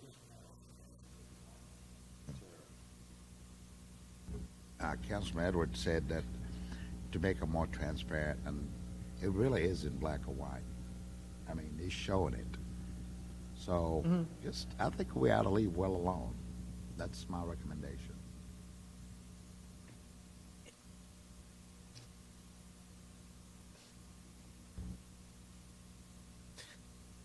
Maybe what you showed is the clear explanation. You know, and I will say this, if council understand the dilemma, and if the idea is we don't feel like it's the city's role to step in and regulate, perhaps what we can do, again, I think is fair enough our role, you know, be it Schertz Magazine or water bills, maybe we have Chuck McCullough write an article about some of those resources out there, the credit counseling folks who can better help educate folks and better position them. And so maybe we again start chipping away at it that way, but we're not overstepping what council's comfortable with at this point. Mr. Thompson? The other thing is, we only have 2 of these businesses now, but if we leave it alone, if that's clear enough language, that's fine. If you can keep us updated, because that one article did identify Schertz as a target of ours. Understood. Yeah, so we can kind of monitor that, see what happens. And if you're comfortable, we'll kind of work with Chuck, see if we can get information out for folks who may be struggling of where they can find ways to get help or kind of better deal with their situation. That sounds like direction to me. I think we'll revisit it if needed. Yes, sir. Sounds good. All right, next item that we have on the agenda is a workshop discussion, possible action regarding requested letters of support for housing tax credit applications for proposed apartment projects. Mr. James. Thank you. I notice you're not up on the next item. Which item is that? The next item on the agenda. This is your last one. It is. I want you to relish it. I'm gonna drop the microphone as I'm done, and I'm just walking out after this. Actually, technically, I told Kathy she could have the night off, so if you have questions on the no parking ordinance. Item number 6, Mr. James. David Lax, I'm there as well. So as the folks talked about, and as I'm sure some of council is aware of, the state has a program to help promote affordable housing throughout the state, and it's a tax credit program to help finance the construction of these projects. And they have sort of a call for projects, a timeline that folks come in. And there are companies that do this. Both companies that spoke tonight have a track record doing this. There was actually a third one that submitted an application. They frankly didn't contact the city. They've called us before. I'd worked with them in San Antonio and called ahead, said, hey, we got a letter from you. And they kind of said, yeah, we're turning it in. We're not sure how well this one competes with the others. But it's a very, very competitive process. As you can imagine, for a lot of communities, there is a very great need for quality, affordable housing. A lot of communities, folks struggle to find affordable housing, and frankly, they struggle to find quality, affordable housing that they feel comfortable living in and things like that. And I've certainly seen those examples firsthand. I know Mr. Kessel in his career has as well. And so certainly there's that challenge. And so this is the program by which the state does it. It's highly competitive. They have a sort of a scoring system they use. And so the companies that build these go out and look to get as many points as they can. And one of the things that they're evaluated on is to whether or not they have support from the community where they're proposing to locate. And as you all probably receive the letters, they're required to notify folks as well. They're required to send you those out, tell you that they're planning to submit, so you have a heads up on it.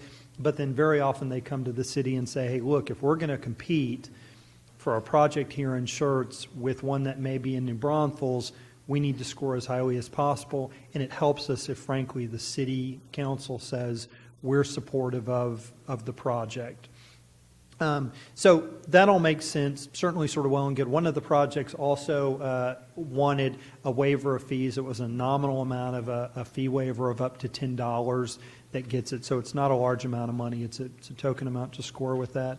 But one of the challenges that often happens is because they have this competitive process to go through, they pull together this information, and yet they have to see if they get the tax credit, because very often if they don't get the tax credit, the project financially doesn't make sense and doesn't pay, and so they drop it. And so very often it's a question of putting the cart before the horse. So again, we have 3 of these. As you heard, one of them is on Wiederstein Road at 3009, the back portion of the property. It's the property we talked about, which on Wiederstein has the park property and has the access issue. The other one is again up off 35 across from 2252 up there. Again, it's not adjacent to residential development. And then the other one that, again, they're less interested in is up at Fairlawn. It's a commercial piece at Fairlawn and over by Riata. Now, one of the problems, though, is none of those properties are zoned for multifamily, okay? The 2 on the frontage road are zoned for commercial uses. The one off 3009 is for larger lots, single-family residential development. And so they don't have the zoning in place, so they can't develop by right. And certainly one of the things, the comment we might make is that the plan the city has in place with regard to zoning and the comp plan wouldn't be to put multifamily there. It would be to do another use. And so I don't know that any of us have fully vetted how appropriate is the apartment complex in that location. But I will say, simply putting in the letter of support doesn't bind you to anything. That zoning case, if they were selected and they had to go through, would have to go for a recommendation of the Planning and Zoning Commission, would have to come to City Council, and at the end of the day, City Council might look at it and say, you know, it's just not a good fit. There's some challenges with the site, not sure it's compatible with the adjacent land uses. But obviously the struggle on that is we're supportive of it, but then doesn't quite get there. But I think all the folks are probably hopefully nodding behind me saying, that's part of what you get with this stuff, and that kind of goes into it. But if they can't get something from you here, they're not as well positioned to compete. One thing I do want to mention, and again, they were frankly probably a little annoyed with me when they both came in and said, let me sit down, I really want to explain this, let me show you the projects, let me talk you through the quality of it. And I was kind of like, yeah, no, I know, it's fine, you don't need to do that. This isn't maybe what we traditionally think of when we talk about affordable housing. You really can't tell the difference from the outside that it's a tax credit project. Every single one I've ever seen, and certainly the examples that they all provided for us. You drive by and look at it if you're looking for an apartment and think, yeah, that one looks nice. Let me go see if they've got any vacancies there. They don't look different than anything else you normally find. The idea is to build them, maintain the value, provide a quality place for folks to live in the community, not substandard housing, that there's a distinction. And what they didn't mention is very often what all of them do is there is a certain percentage of the units that are allocated toward folks who make less than that 60% of the median income. And that varies from project to project. The one over reserve at Wiederstein, I think 96 of about the 120 units are reserved for those folks with the income levels. The one off 35, it's again about 105 out of 120. So the percentage is about the same. So a certain percentage of the units are available for market rate. So again, if you make more than that limitation and they have room, you can go in and rent an apartment and frankly probably don't know any difference when you do that because of the way the project is designed. So at this point, let me stop, pause, take some questions, and then I can keep going as needed. Before I open up for council, we have any examples of these here in the city currently? We do. We've got the Merritt Lakeside is an age-restricted project that's in. The more recent one is, I think, Liberty Park in Selma that you've probably seen that's kind of geared toward veterans on Lookout Road. That's probably one of the closest ones that one of these companies, in fact, did. So, yeah, we have them. You really can't tell the difference. Thanks. Mr. Fowler? Well, right off the top of my head, I've looked at these locations that where these three applications come from. In my opinion, for location, from a location point of view, the two that's sitting here today are probably the best. I do not like the one at Riata. where that one's at. But the question that I have, I assume that the developer this is not their first ball game, that they have built these before. But all of the three firms have done quite a few of these. And my question is that when you build these, what is the history of the people that's moving in? Are these seniors, or the retired people, or the local people moving out of homes, or are these people that you would expect to come from out of the city area moving in? Maybe people that's working here but live somewhere else? So can you share any type of information about what you have found in the different developments? If I can ask them to do, or maybe I ask you that, Sure. and you can ask them. Yeah, no, and I'll tell you, from my experience in terms of where are folks coming from, and what is it, they're everywhere. You just listed all of the folks. You get some seniors moving in, you get some retired folks moving in, you get some people who work up here and are trying to find a place better.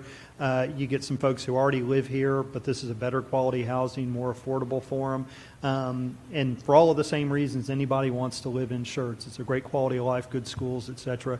So in my experience, they move here for all of those same reasons.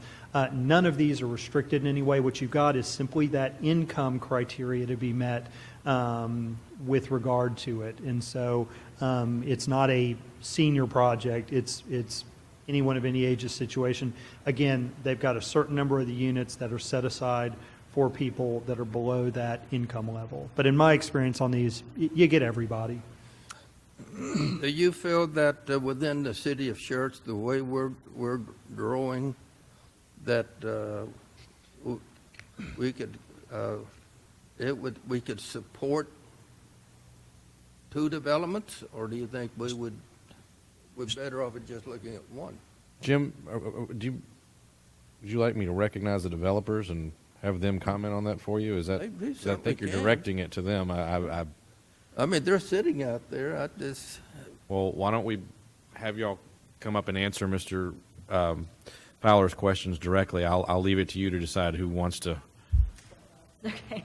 Should I go ahead and come back to the question you just asked about resident profile? Why don't you go ahead and do that? Yeah, let me go ahead and talk about that. So, I mean, Brian answered it really well. What we do find is that we do get a mix of different kind of folks. We do market studies to determine what kind of demand we have in any given community as we're going through our due diligence. So we look at who lives in the area and what kind of need there is for the housing that we're providing. So I think to a large extent we're talking about people coming in to live at these developments that do already live in the area.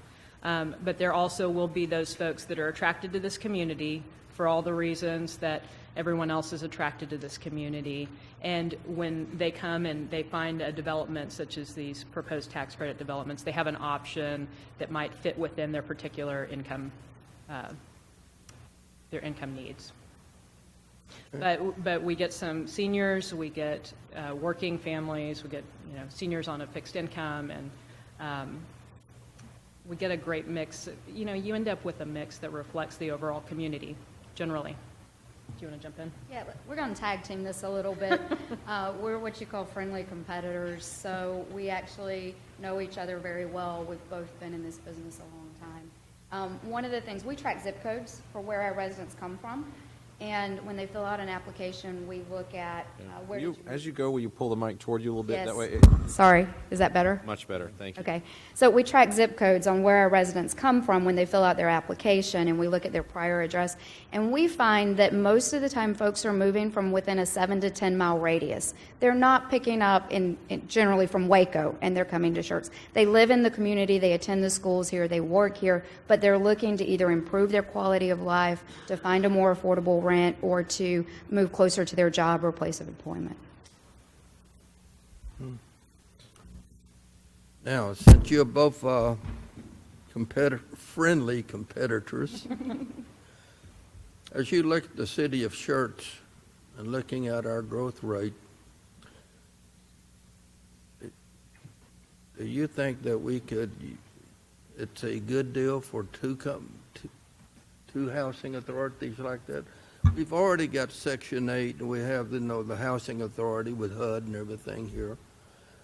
But this is a different, I think, a different group of people we're talking about. So we actually are the developer for the Community Liberty Pass that Mr. James mentioned. And I will tell you, we have not opened our first residential building yet, and we are 40% leased. We have been overwhelmed since the day we first began taking applications. I know that is the city of Selma. It's a few miles down the road, but we are seeing an overwhelming demand. We had our market analyst, we likewise get a market study, do an analysis for Schertz in particular when we started looking at this community. And he came back and gave us demand numbers for the affordable housing units that are actually in excess of 500 units, meaning that there are more than 500 households today living within this community that are cost burdened. They're paying more for their housing than their income allows for them to be able to pay. So I believe, yes, there is demand for both of these developments within this community. Thank you much. Mr. Zeus? Mr. Mayor, we've listened from Brian James and them folks. I'd like to move on this, and it is a possible action item. Certainly is Can an you hear me? action item. I want to move to approve this line item of the house credit application for the proposed project. Mr. Mayor, point of order. Yes, Mr. Edwards. Could we actually hold off on the motion and actually have further discussion? I think there's more council members that are interested in asking questions. Well, certainly. So we do have a motion that's been made, and we can certainly go on with discussion. I have a note that a motion's been made here. I would like to ask my colleague to remove his motion at this time. I thought it was still up for discussion, although the motion was made, but I will draw my motion. Okay, we'll withdraw the motion, and we'll. But other questions that you'd like to ask? Anything? No, thank you, Mr. Edwards. Yes. I'm sorry. I'll defer to Mr. Thompson. He was waiting patiently before me. Mr. Thompson. I have several questions. I know that letters of notice were sent to the council. Were they sent to the homeowners in the prospective areas? They were not. I believe they go to the school district as well. But no, the adjacent property owners aren't noticed. And so again, one bit of caveat, just feel the need. You can imagine one of the challenges in providing quality affordable housing is, frankly, you get a lot of NIMBYism with it, not in my backyard. There are folks who make an investment in their home and are very concerned about the impact on their property values of having an affordable housing project next door to them. So I would certainly caution council to make sure you kind of go in eyes wide open. This isn't the kind of thing that you're going to get a lot of folks showing up here saying, way to go, great job, city council. Very often, as they've probably been through, you'll get residents nearby and from greater distances showing up and saying, how could you do this? This isn't what we got with Schertz, things like that. It's a balancing act, and that's why location's important. So just so for my information, at what point would homeowners be notified, if they would be notified? So what typically happens on these situations, and again, in this particular, I'll give you the example as it applies to these situations. So both firms will submit for the tax credits, and they go through a process, and those are selected that are the case. And I assume there's a time limit for everybody to get everything in order with that. But then what they would do is then have to come into the city and submit a rezoning application as a first step on the property. And as part of that effort, they're both probably used to doing this, is to going out and start talking to the neighbors. So the first notice would be on a rezoning application where the adjacent property owners would be notified. Now, obviously, if that rezoning application went through P&Z, came to city council, and it wasn't approved by city council, the zoning is not in place on any of the properties, and the project would not go forward. You have to have zoning to go forward. But that would be the first time. And so it is a bit of a different situation than if the zoning's in place and those folks wouldn't necessarily get that notice and there wouldn't be a discretionary action. Then, historically speaking, Is it normal or unusual for us to receive 3 at once? You know, I can't say what's normal in Schertz having been here. I don't know that since I've been here, we've had one who's made it this far. You know, frankly, often the locations that when they'll approach staff and say, hey, we're looking at something, the location is frankly just a bad location for a multifamily project, tax credit or not, and so they don't make it forward. But again, I think it's reflective of the fact that their analysis and their study indicates that there's a demand and there's a good chance they'll get one. And then just 2 thoughts regarding Merritt Lakeside and Liberty Park. I think the success of these 2 particular communities is because of their particular restrictions. Merritt Lakeside being an age-restricted community, they have approximately a 5 to 7 year wait list. There is a great demand for our seniors. Our seniors love it. I think to have another Merritt Lakeside would be a plus to our community. Liberty Park is a unique venture, and my kudos for the development of Liberty Park. It is geared to wounded warriors. It has counseling offices on site, so the counselor comes to the wounded warrior. It has physical therapy on site, so the therapist comes to the wounded warrior. It has factories within wheelchair or walking distance that are going to hopefully provide jobs for those. So it is a unique situation that has been very well done. Yes, sir. And I would, you know, those are caveats that I appreciate. And one of the things I would say is neither of these projects is age restricted, and so the city cannot impose those extra regulations. And again, if they feel like there's a market to market to a group of folks, that's probably how they'll go. But again, none of these are restricted, and so we can't impose any of those requirements on these projects. That was just a comment on Yes, sir. why I Understood. think those 2 have been successful. Yes, sir. Mr. Mayor? Mr. Edwards. You know, I'll start off by saying to whom much is given, much is required. When Audrey, Lisa, when you guys were actually putting in your application, you did your analysis, were you guys aware of our comprehensive land use program and what it actually stated, the plan that we have for those particular pieces of property? Yes, sir. And you may be asking, why did we choose properties that did not meet up with your comprehensive plan? Why didn't we go look for a piece of property that's already zoned for multifamily? We are balancing a lot of regulatory requirements, and one of those requirements is the state actually dictates through this program areas that they prioritize for affordable housing. And they prioritize areas that have certain characteristics, that they have certain poverty rates, that they have certain income levels, that they have a certain number of jobs, that they have a certain school scoring criteria. And so we take all of those criteria from the state and we overlay them where we think that there's a demand for the housing, and then we look for vacant land. And what you find is that about this much of the city of Schertz qualifies under all of the state requirements. That leads us to properties that ultimately don't necessarily meet the exact requirements you'd like to see under your comprehensive plan.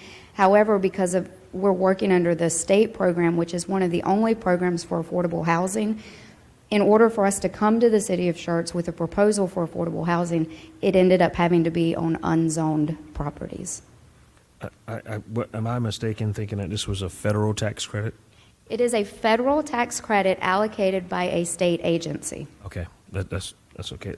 One other thing, you said you're looking at the area's median income. Is that the area, San Antonio, Texas, federal median income? Where are you going with that?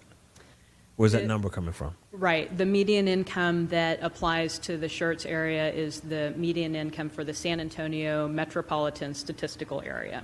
So it looks to the metro area of San Antonio. So basically, they're using a lot of the San Antonio numbers to come up with numbers for the citizens of Schertz. That's what it sounds like I'm hearing.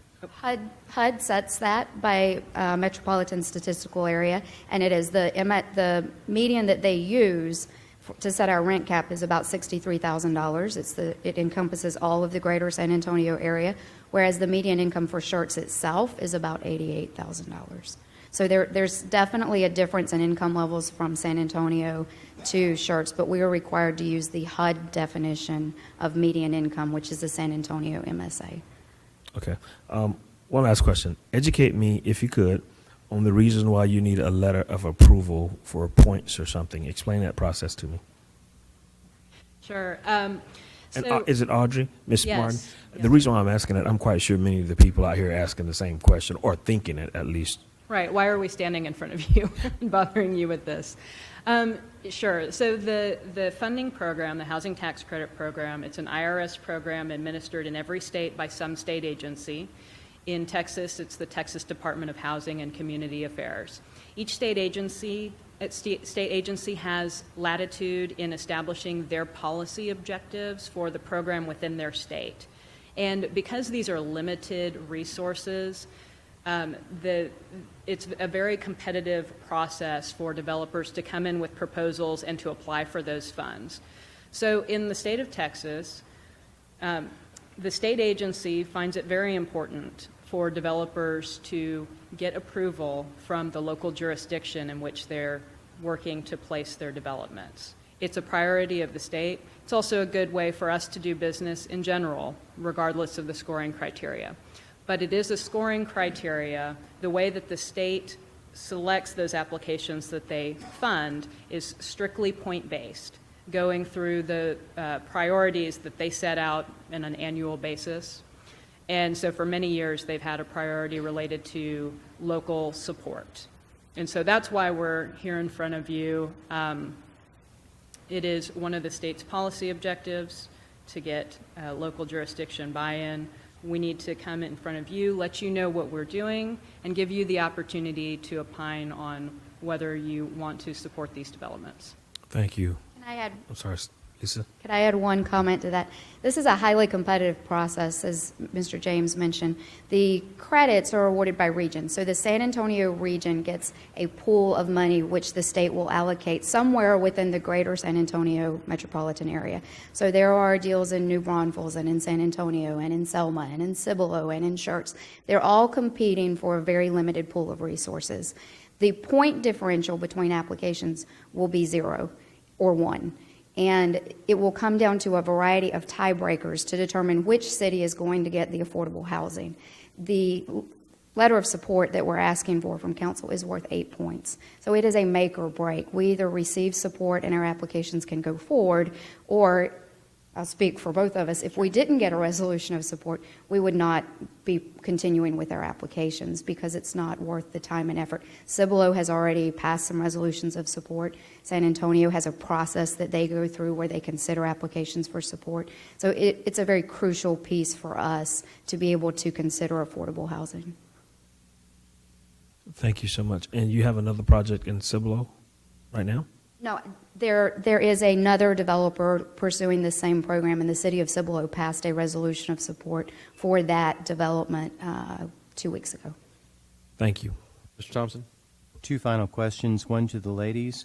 Assuming a letter of support from the city council tonight, what would be a reasonable time frame that you might bring a rezoning request to P&Z? So a rezoning request would be submitted on or before March 1st. It actually is a requirement of the tax credit application as well, is for us to go ahead and start the process to rezone these development sites properly. Okay. Then final question to Mr. James, just to clarify, we passed the letter of support tonight that it allows us to continue the process, but no commitment on behalf of the council beyond that. So what you've got is they're looking for resolutions. They each provided standard language. If you wanted to approve it, we'd have the city attorney look at it, but they're fairly similar, saying we understand the project, we know where it is, and we have the power to offer support, and we're going to support it. And then one is a commitment of a waiver up to $10 for their project. And so, yeah, they're seeking, which is why it's post for action, for you to make that recommendation to allow them to move forward. Why the waiver of $10? $10. Tell me, explain that to me. Yeah, so prior to this year, it was a number per unit. It has been $2,000 per unit, it has been $15,000 per unit, and the state legislature actually sets, by statute, a funding commitment that they like to see the municipalities commit to these projects. In this last legislative session, we actually lobbied, a group of developers lobbied and said, this is really a hardship, particularly for smaller communities. And they came back and said, yes, we concur with that. So, but we want them to do something. And so they said, you can make it a nominal amount. It can be $10, but you have to get something. You have to get some fee waiver. You have to get some show of good faith. And I believe it's in our resolution as well to ask for a fee waiver or other consideration in the amount of $10. So, Miss, is this Audrey? Yes. Miss Martin, right? This is your property? Yes, sir. Okay, your project. On this property here, if you're thinking about putting this here, would you be coming back also asking for a waiver of tree mitigation fees? Because that is a huge canopy. And I'm asking that question because that's something that's huge on my mind right now. I'm saying we have a lot of trees on that property. But we were aware of the tree ordinance as we were putting this development site under contract. So it's something that we anticipated ahead of time. You won't see us in front of you for a waiver of tree mitigation fees. Okay, because this money is coming from the federal government, from what I hear, which is money that we send to them, that they're giving us back to build affordable homes, housing. Just checking. Just checking. Just thought I'd ask that question. Just to clarify, they don't actually write us a check. Okay. Okay? So it's not federal dollars where you're actually paying dollars in the federal government and they're writing us a check back. What we get is a tax credit. It's a piece of paper that if you have ever owed the IRS and you had to write them a check, you have the alternative to use a credit. You have a child care credit for $500, you can reduce your tax bill. So they give us a piece of paper that effectively will reduce a tax bill. We then actually sell those tax credits to folks who have tax liabilities, and they invest into the project. So it becomes a private investment of capital through the use of a federal tax credit. Thank you for educating me on that. I appreciate it. Thank you. I wanted you to educate everyone else. Thank you. I appreciate it. Mr. Zeus. Okay, Mr. Mayor, I move to approve this house credit application for the purpose of this project. So, say second, but then I have a question. All right, so I have a motion, as I understand it, to approve resolutions of letters of support, and I have a second from Mr. Fowler. Mr. Fowler, you have another question you'd like to ask? Yes, sir. Now, I've already made a comment that two of these locations, I think, are ideal for this type of construction, but not for the one at Riata, which that person is not here. they did not submit a request for the resolution of support. Like I said, I think they kind of got into it. Once they got into it, frankly, they said, we're not going to be able to compete very well. That was my impression from the conversation. All right. So it would be, if you want to do it, I'd say for the two. So we have you said we have a motion for the letter and a second. I do. For the resolution, but, and the fee waiver, you mean? Yeah. Also included. Was that the intent? Yeah. Fee waiver? Intent also and the fee waiver, And yes. for the one on 3009 and Witterstein. And the other one, what, 2258 or something? Yeah. On 35, both these projects, yes, sir. So just so it's clear for the record, my understanding is we have a motion for letters of support for both projects represented here this evening, including the $10 Fee waiver. Fee waiver. Fee waiver. Subject to review by the city attorney. Yeah. And I'm not hearing that I've got that wrong, so with a motion and a second, any other comments or questions from council? Hearing none, then I will call for a vote. Aye.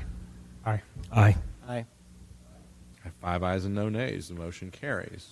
I'm going home. Thank you all very much. You bet. The next item that I have on the agenda this evening is discussion and action items, minutes. And the first item is approval of the minutes of the regular meeting of January 12, 2016, and the special meeting of January 15, 2016. Council, any comments or corrections with regard to the minutes? Hearing none, is there a motion to approve both sets of minutes? So move. Second. that was a dead tie. It hit both ears at the same time. Mayor Pro Tem Fowler made a motion to approve the minutes. A second from Mr. Thompson. Any other comments or questions from council? Hearing none, then I'll call for a vote. Aye.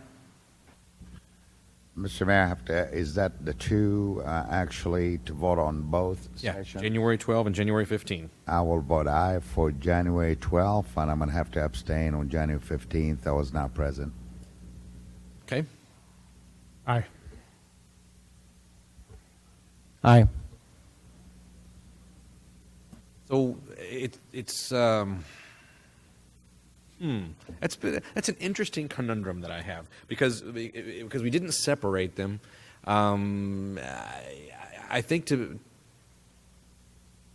the sake of clarity for the record, I'm going to interpret aloud what I believe the intent of the council is, and as long as the council agrees, we'll move forward. So I believe the intent of the council is that everybody voted aye for January 12, and then I have 4 votes of aye and an abstention, which is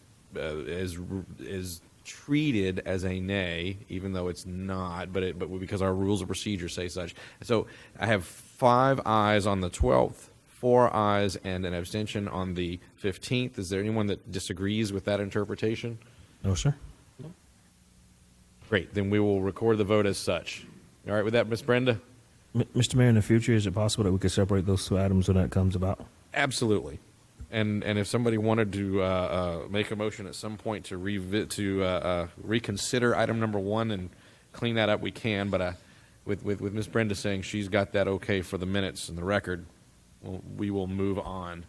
So both carry. Item number 2 is Resolution 16R01, a resolution by the City Council of the City of Schertz, Texas, appointing Andrew Hunt to the Board of Directors, Place D2 of the Schertz-Seguin Local Government Corporation, and other matters in connection therewith. Mr. Waite. Good evening. Mayor, members of council, I have Andrew Hunt here with me. Hunt. Mr. Hunt has been a resident of the city for quite some time, has been eager to become involved in the city. When this opportunity came up with an opening on the SSLGC board, his name was brought to me with his experience in engineering, civil engineering, actually water pipeline work in his past, as well as project management, and his desire to be involved. He has consulted with his company. They're agreeable to a 5-year commitment for every 3rd Thursday of the month. And so it's staff's recommendation that council appoint him to the open seat of the SSLGC board that is currently up for the city of Schertz to fill. Great. He's here this evening if anybody has any questions or would like to ask him. I just want to ask if there's a motion to approve before he changes his mind. So move. Thank you. And I'll second that, Mr. Mayor. Motion from Mr. Thompson, a second from Mr. Edwards. Any other comments or questions from council? Welcome, Drew. Welcome. Thank you. Mr. Mayor, just for clarification of procedure. Yes, sir. Not on what we're doing, but from the concept, the man that's coming off the being a director, Yes, is going to be replaced by somebody for the city of Schertz. that is correct. Correct. And next year, when someone comes off, that person will be replaced by somebody from the city of Seguin. That's correct. It'll be a Schertz representative that rotates off next year. Yeah. Right. And with this, I'm assuming that Alan and maybe Ken back there has agreed with the position, since he's going to be working with them. Absolutely. We actually went out yesterday and got to know each other and they got to spend some time with And you still Mr. want to Hunt go to out make there sure. and work out in those rattlesnake infested areas? You mean like Seguin? All right, very good. Okay. All right. Any other questions or comments from council? Not, I'll call for a vote. Aye. Aye. Aye. Aye. 5 ayes and no nays. The motion carries. Congratulations, Mr. Hunt, and thanks for volunteering to serve. Thank you. Thank you. Let us know if you change your mind about that sentiment. Listen, appreciate you serving very much. Item number 3 is Resolution 16R02, a resolution by the City Council of the City of Schertz, Texas, authorizing the acceptance of the 2015 Racial Profiling Report and other matters in connection therewith. All right, we have our federally mandated exercise. Good evening, Council, Mayor. Good evening. One of the obligations of the Schertz Police Department is to provide statistical information to you in regards to our racial profiling. The annual racial profiling report provides the number of traffic stops we've conducted during the last year, the race of the person stopped, whether the officer knew at the time of the stop, prior to the stop, the individual's race, whether a search was conducted on the vehicle, and whether that search was consented to by the individual. Based on the review of this information, the numbers indicate that there is no racial profiling issues with the department and that our impartiality continues within the department in regards to the enforcement of traffic here within the city of Schertz. And if there's any questions, I can hopefully answer all those questions. Do you have any questions for Lieutenant Carey? No. There are no questions. Is there a motion then to approve? So moved, Mr. Mayor. Second. Second.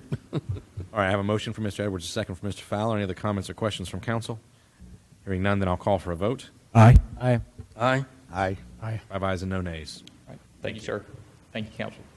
Item number 4, Resolution 16R03, a resolution by the City Council of the City of Schertz, Texas, authorizing the city manager to negotiate and sign an amendment to the agreement with GBRA and the North Cliff Golf Club, extending the term to August 31, 2016, and other matters in connection therewith. Good evening. Mouthful. 40 years ago, 1976, the developers of the North Cliff subdivision, along with the Municipal Utility District and GBRA, entered into a 40-year agreement to provide sewer service and sewer treatment for the residents of that subdivision. Since then, GBRA has continued to operate the plant. It's now, the agreement, we have inherited the agreement when we annexed them and dissolved the MUD, so now the agreement's with us. It's a small plant that serves that. It serves North Cliff, and it serves a few of the other residents that are up there, and what they cannot handle then gets diverted off to our sewer contractor, CCMA. And it came time to renew this agreement, and there's a lot of discussion due to the age of the plant and the size of the plant, exactly how much GBRA and the city are willing to do to keep that plant operational for an extended period into the future. As a result, we've not been able to reach an agreement both sides are comfortable with yet. The agreement does expire at the end of January after 40 years, and we need to extend it to the end of GBRA's fiscal year, which is August 31st of this year, to give us time to continue to work out a multi-year agreement on exactly how much improvement and how long we'll keep that plant in operation. Mr. Mayor, I reviewed this in my package. I make a motion to approve resolution number 16R03. Second. I have a motion from Mr. Edwards, a second from Mr. Thompson. Any other questions or comments from council? I have a comment. It seems like, and actually Councilman Douglas and Councilman Greenwald might agree, it seems like we can't go more than 4 meetings without having talked about effluent at some point. Or North Cliff. I'm sorry. I have a motion and a second. I didn't hear any other questions or comments from council, so I'm going to call for a vote. Aye. Aye. Aye. Aye. 5 ayes and no nays. Motion carries. Thank you, Mr. Waite. Item number 5. By the way, I just had this just now. I understand a little bit more about why Hal sat in this chair and drank coffee and laughed a lot. Just want you to know. I think I understand a little better now.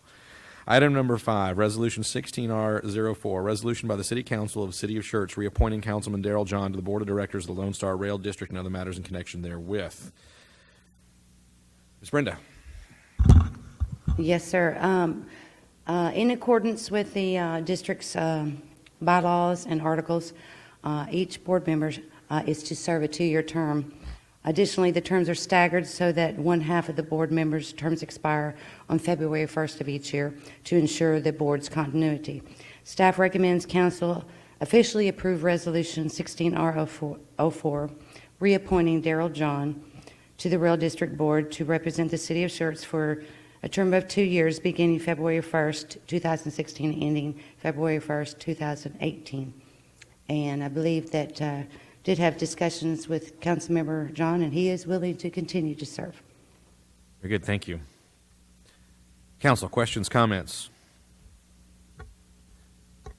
Mr. Mayor, we need to take a motion. Sure. I'd like to make a motion to approve Resolution 16R04, appointing Councilmember Darrell John to the Lone Star Rail District Board. Second. I have a motion from Mr. Edwards, a second from Mr. Fowler. Any other comments or questions from council? Yeah, Yes, sir. Yes, sir, Mr. Mayor. In light of the in light of the possible or pending election coming up, if Mr. John would actually say that he's going to commit either way. We don't know how the election is going to go, so I just wanted to address that with Mr. Douglas as well. So I still think it's a great idea to keep Darrell where he is. Thank you, Darrell. Okay. And the city does have a provision for reappointing someone if that situation should change. Very good. Mr. Azouz? Okay. And Yeah, we've run into that before, actually.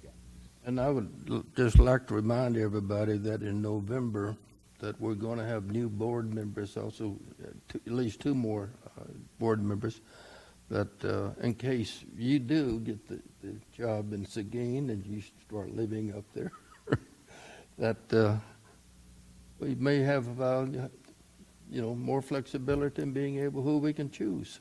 So I think it's a good idea. Very good. Any other comments or questions from council? Hearing none, then I'll call for a vote. Aye. Aye.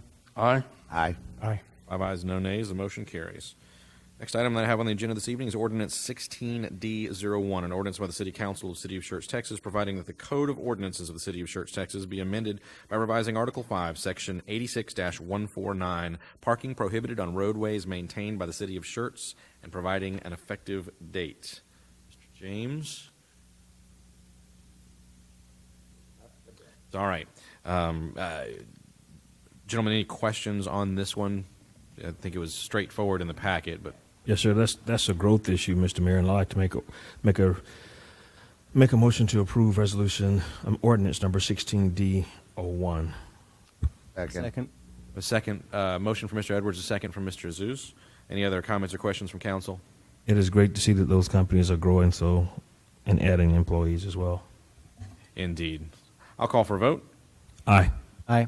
Aye. Aye. Aye. 5 ayes and no nays. The motion carries. Mr. Kessel. Just to make a short comment about that, I'd like to compliment the Police Department, the Economic Development Corporation, and probably several different engineering staff who work together with the two companies that are in that location to come up with a mutually agreeable solution. It's great when business and government all cooperates as one group to solve a problem. Very good. Thank you.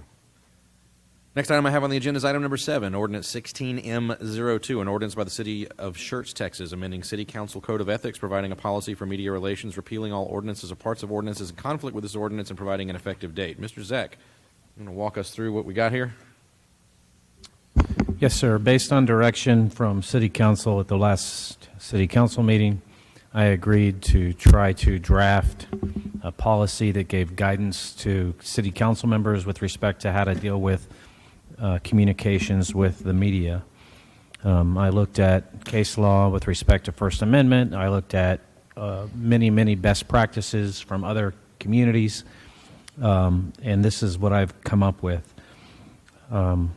Essentially, I spell out here that members of the council, including the mayor, have the right to express their personal opinions on any matter, and then provide some guidelines that I found from other communities that seem to be sort of consistent amongst those communities and a best practices. Essentially, those guidelines state that council members and the mayor have the right to express personal opinions on any issue, but must make it clear that they are speaking for themselves, are not speaking in an official capacity for the city, and are not speaking on behalf of the City Council unless the position has been adopted by the City Council. That's essentially consistent with what's already in your codes of procedures, so it's tweaked a little bit, but that's not a change from your current policy.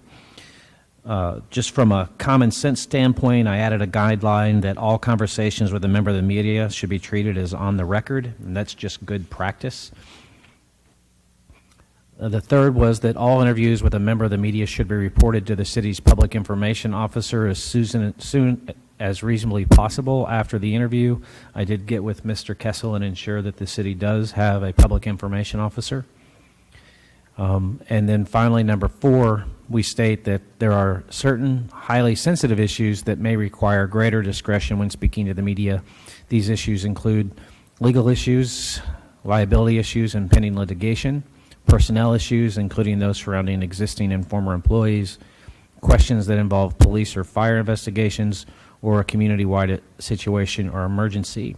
And then at the end of that, it is highly encouraged that city council members and the mayor contact the city manager for any relevant information prior to commenting on those types of matters. I'd like to state that these are guidelines. They're not rules that can be punished if they're not followed, but just sort of best practice guidelines to follow when communicating with the media. And I'm happy to revise, amend, or take as written at your guidance. Thank you, Mr. Zeck.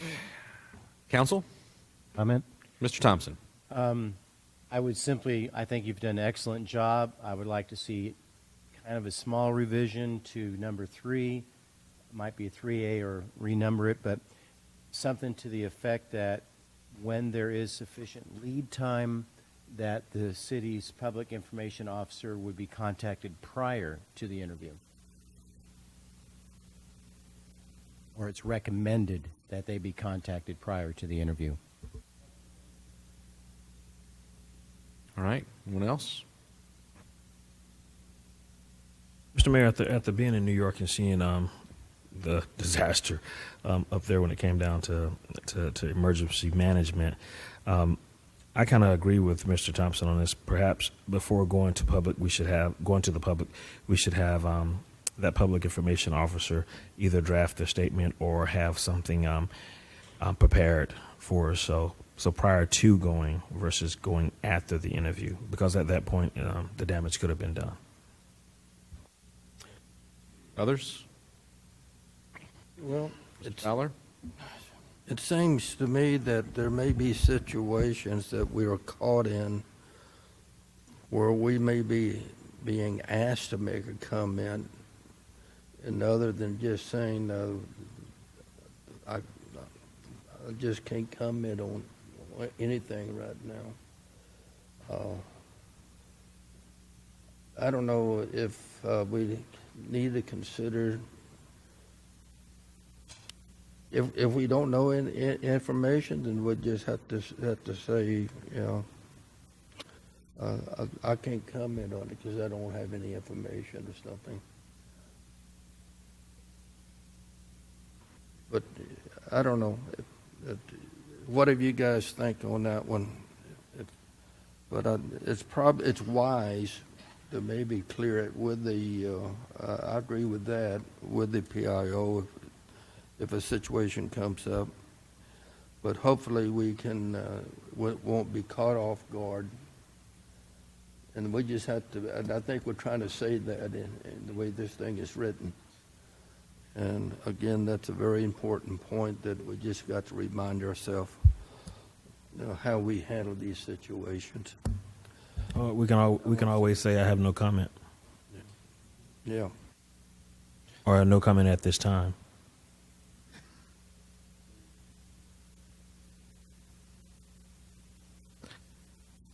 Well, I'm looking around. I don't see. Mr. Edwards, something further? So in light of what Mr. Thompson is asking for Mr. Zeck, so as soon as possible, or prior to, and then as soon as possible, in that kind of language. Certainly, I can, if it's the will of the majority of the council, draft some language that would say, I'm paraphrasing, it would basically that where time permits, the council member or the mayor shall contact the public information officer prior to the interview, and then keep the language in that says, essentially, if that's not possible, then let the public information officer know as soon as reasonably possible after the interview. I agree with that. Mr. Zeus? But that's recommendation, right? Yes, sir. Okay, Yes, yeah, sir. okay, yeah. Well, since this is an ordinance and it's first reading, certainly could vote on the ordinance as it is, on the recommended changes, and then Mr. Zeck would have time to change the language and have it before us for the final vote. That's just a procedural comment. Yes, sir. I have to comment on this. I struggle here.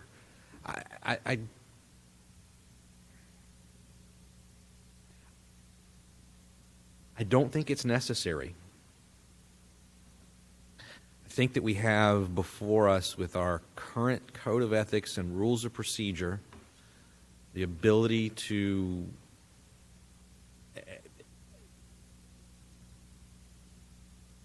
police ourselves, for lack of a better phrase, as I said last time.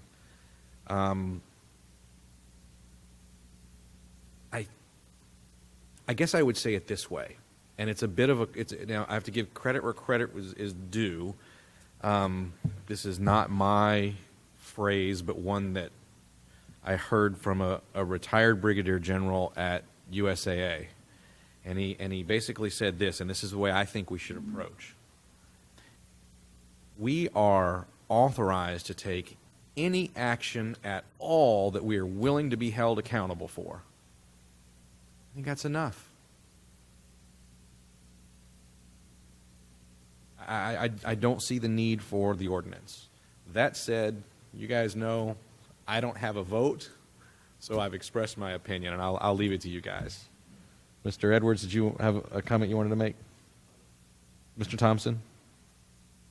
Knowing that these are guidelines, I would move to approve the first draft with the suggested additions to be brought back to the council. And second. I have a motion from Mr. Thompson. I have a second from Mr. Edwards. Any other comments or questions from council? Yes. Mr. Fowler? Just for clarification, when you said the suggestion that's been made is the one that we talked about and making the changes, or talking about the one the mayor has made? The one that our city attorney paraphrased. All right. Mr. Zeus? Very good. You know, I kind of agree. I really, truly kind of agree with the mayor. We already have all of that. We could police ourselves. All we're doing is just adding more work and more resolution and more. That's all recommendation. So it's not going to change anything. If any of us would speak, and correct me if I'm wrong, Mr. Mayor, that's what you're saying, but why go back and it just doesn't make sense. That's just, to me, it doesn't make sense. What we asking for, it don't make any sense. It's a recommendation. Yeah, right, and I agree with the mayor, but not everybody is great at communicating with the media. You know, some of it. Right, it's a guideline. Yeah, it's a guideline for you, and you can read it and use it or not read it. But it's just there for your benefit and for your protection. It's a judgment call. It's still a judgment call if somebody gets in front of you and asks you a question. But you don't. Not everybody's. Not everybody's great in front of a media when somebody throws a camera in front of your face, and you can still do whatever you want. But I'm going to take it into consideration and use it. It's going to better prepare me if somebody does that to me.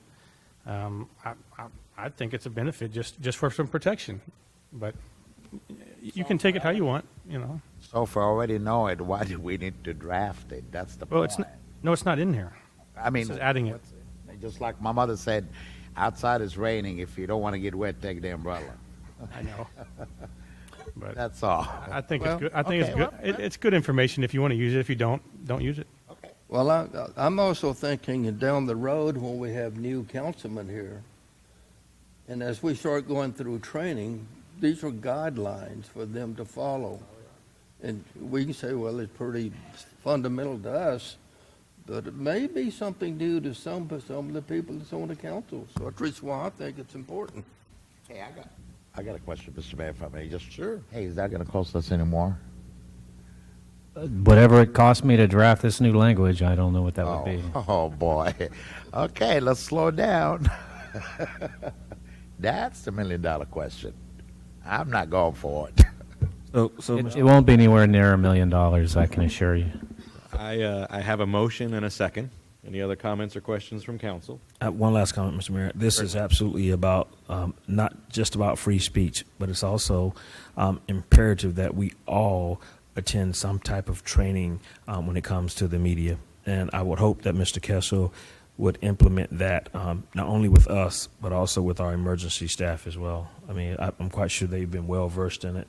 But if we could do something like that, I mean, like I said, I witnessed it in New York City just this past weekend. People were speaking off the cuff, and it just was not good, caused a lot of drama. in the local area there. So, Mr. Mayor, at this time, are we ready to vote? I'll call for a vote. Aye. Aye. Aye. Nay. Aye. I have 4 ayes and 1 nay. The motion carries. Well, my only closing comment to that is, despite what the letter to the editor in the Herald today said, I obviously do not control the will of the council. All right. Next item that we have on the agenda, we have a roll call vote confirmation. Mrs. Dennis. Yes, sir. Workshop item number 5. Motion was made by Councilmember Azus, seconded by Mayor Pro Tem Fowler to approve the resolution of the letters of support for the 2 properties presented this evening, along with approving the waiver fee of $10. Mayor Pro Tem Fowler voted yes. Council members Azus, John, Edwards, Thompson voted yes. Motion passed. Item number 1. Motion was made by Mayor Pro Tem Fowler, seconded by Councilmember Thomas, to approve the minutes of January 12th. Mayor Pro Tem Fowler voted yes. Council members Azus, John, Edwards, Thompson voted yes. Motion passed. Motion was made by Mayor Pro Tem Fowler, seconded by Councilmember Thompson, to approve the special meeting minutes of January 15th. Mayor Pro Tem Fowler voted yes. Councilmember Azus voted no. Councilmembers John, Edwards, Thompson voted yes. Motion passed. Item number 2, resolution number 16R01. Councilmember Thompson made a motion, seconded by Councilmember Edwards. Mayor Pro Tem, to approve resolution 16R01. Mayor Pro Tem Fowler voted yes. Council members Azus, John, Edwards, Thompson voted yes. Motion passed. Item number 3, resolution number 16R02. Motion was made by Councilmember Edwards, seconded by Mayor Pro Tem Fowler. Mayor Pro Tem Fowler voted yes. Council members Azus, John, Edwards, Thompson voted yes. Motion passed. Item number 4, resolution number 16R03. Motion was made by Councilmember Edwards, seconded by Councilmember Thompson. Mayor Pro Tem voted yes. Council members Azus, John, Edwards, Thompson voted yes. Motion passed. Item number 5, resolution number 16R04, the reappointment of Darrell John to the Lone Star Rail District Board. Motion was made by Councilmember Edwards, seconded by Mayor Pro Tem Fowler. Mayor Pro Tem Fowler voted yes. Council members Azus, John, Edwards, Thompson voted yes. Motion passed. Item number 6, ordinance number 16D01, first reading. Motion was made by Councilmember Edwards, seconded by Councilmember Azus. Mayor Pro Tem Fowler voted yes. Council members Azus, John, Edwards, Thompson voted yes. Motion passed. Item number 7, ordinance number 16M02, first reading, with the recommended changes as paraphrased by the city attorney to number 3. Motion was made by Councilmember Thompson, seconded by Councilmember Edwards. Mayor Pro Tem Fowler voted yes. Councilmember Azus voted no. Councilmembers John, Edwards, and Thompson voted yes. Motion passed. Thank you. All right. Next item on the agenda, item number 8, announcements by the city manager. Mr. Kessel, anything further tonight? Mr. Kessel says no. Item number 9, future agenda item request for city council. Anything, gentlemen, that we need to have on a future agenda that we don't already have scheduled? All right. Item number 10, announcements by the mayor and council members, and we'll start with Mayor Pro Tem Fowler. I have nothing for tonight. Very good. Mr. Azus? Mr. John? Nothing. Mr. Edwards? Nothing, sir. Mr. Thompson? I have one thing. I have a presentation to make. What for? To run in the Operation Comfort 5K run this Saturday. The city of Schertz was one of the major sponsors. Kudos also to Grumpy's for being an additional sponsor of this. And they, as the only city councilman present that day, they asked about acceptance, but they said I also have to give it to the mayor. So, Mr. Mayor.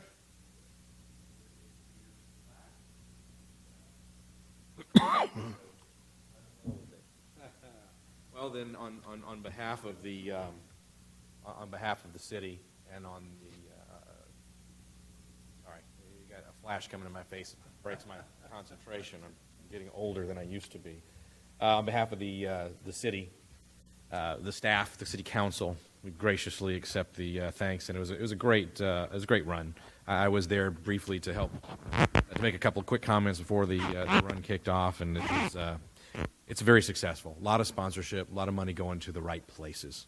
So thank you, appreciate it. Just on a side comment, I would encourage us to continue to sponsor this race as it is available in future years. It is a great benefit to our wounded warriors. Indeed. All right, last comes back around to me, and what I will say about that is this is also, in addition to being one of the right things to do that gets funds raised for Operation Comfort, it also is something that we do that is uniquely between the city of Selma and the city of Schertz. We don't have too many things that we do just with one other city, and right there where we meet at Schertz Parkway and Lookout Road, where Selma and Schertz meet, as it were, is where this race starts, and it's going to be steeped in tradition as we continue down the road. All right, that... Let me make one more. Absolutely, go right ahead. And since I've made kudos to Mr. Azaz for supporting, we also have Leonard John Bluebonnet Palace, who were also a sponsor, and appreciate their support. Very good. Thank you for adding that in. We do have a need this evening for an executive session, and I will read this in its entirety. City Council will meet in closed session under Section 551.087 of the Texas Government Code, deliberation regarding economic development negotiations, closed meeting. The governmental body is not required to conduct an open meeting. 1, to discuss or deliberate regarding commercial or financial information the governmental body has received from a business prospect that the governmental body seeks to have locate, stay, or expand in or near the territory of the governmental body and with which the governmental body is conducting economic development negotiations, or 2, to deliberate the offer of a financial or other incentive to a business prospect. This is for Project E-018. And you can tell that was written by the legislature up in Austin. But we will have a need for that, and if it's okay, Kyle, I apologize, we need to take a quick 5-minute break because I'm sure some of us up here after coffee and water need to visit the facility. So it is, on my watch, 8:36. Please try to be in the conference room at 8:41, and we will return to open session as quickly as we can.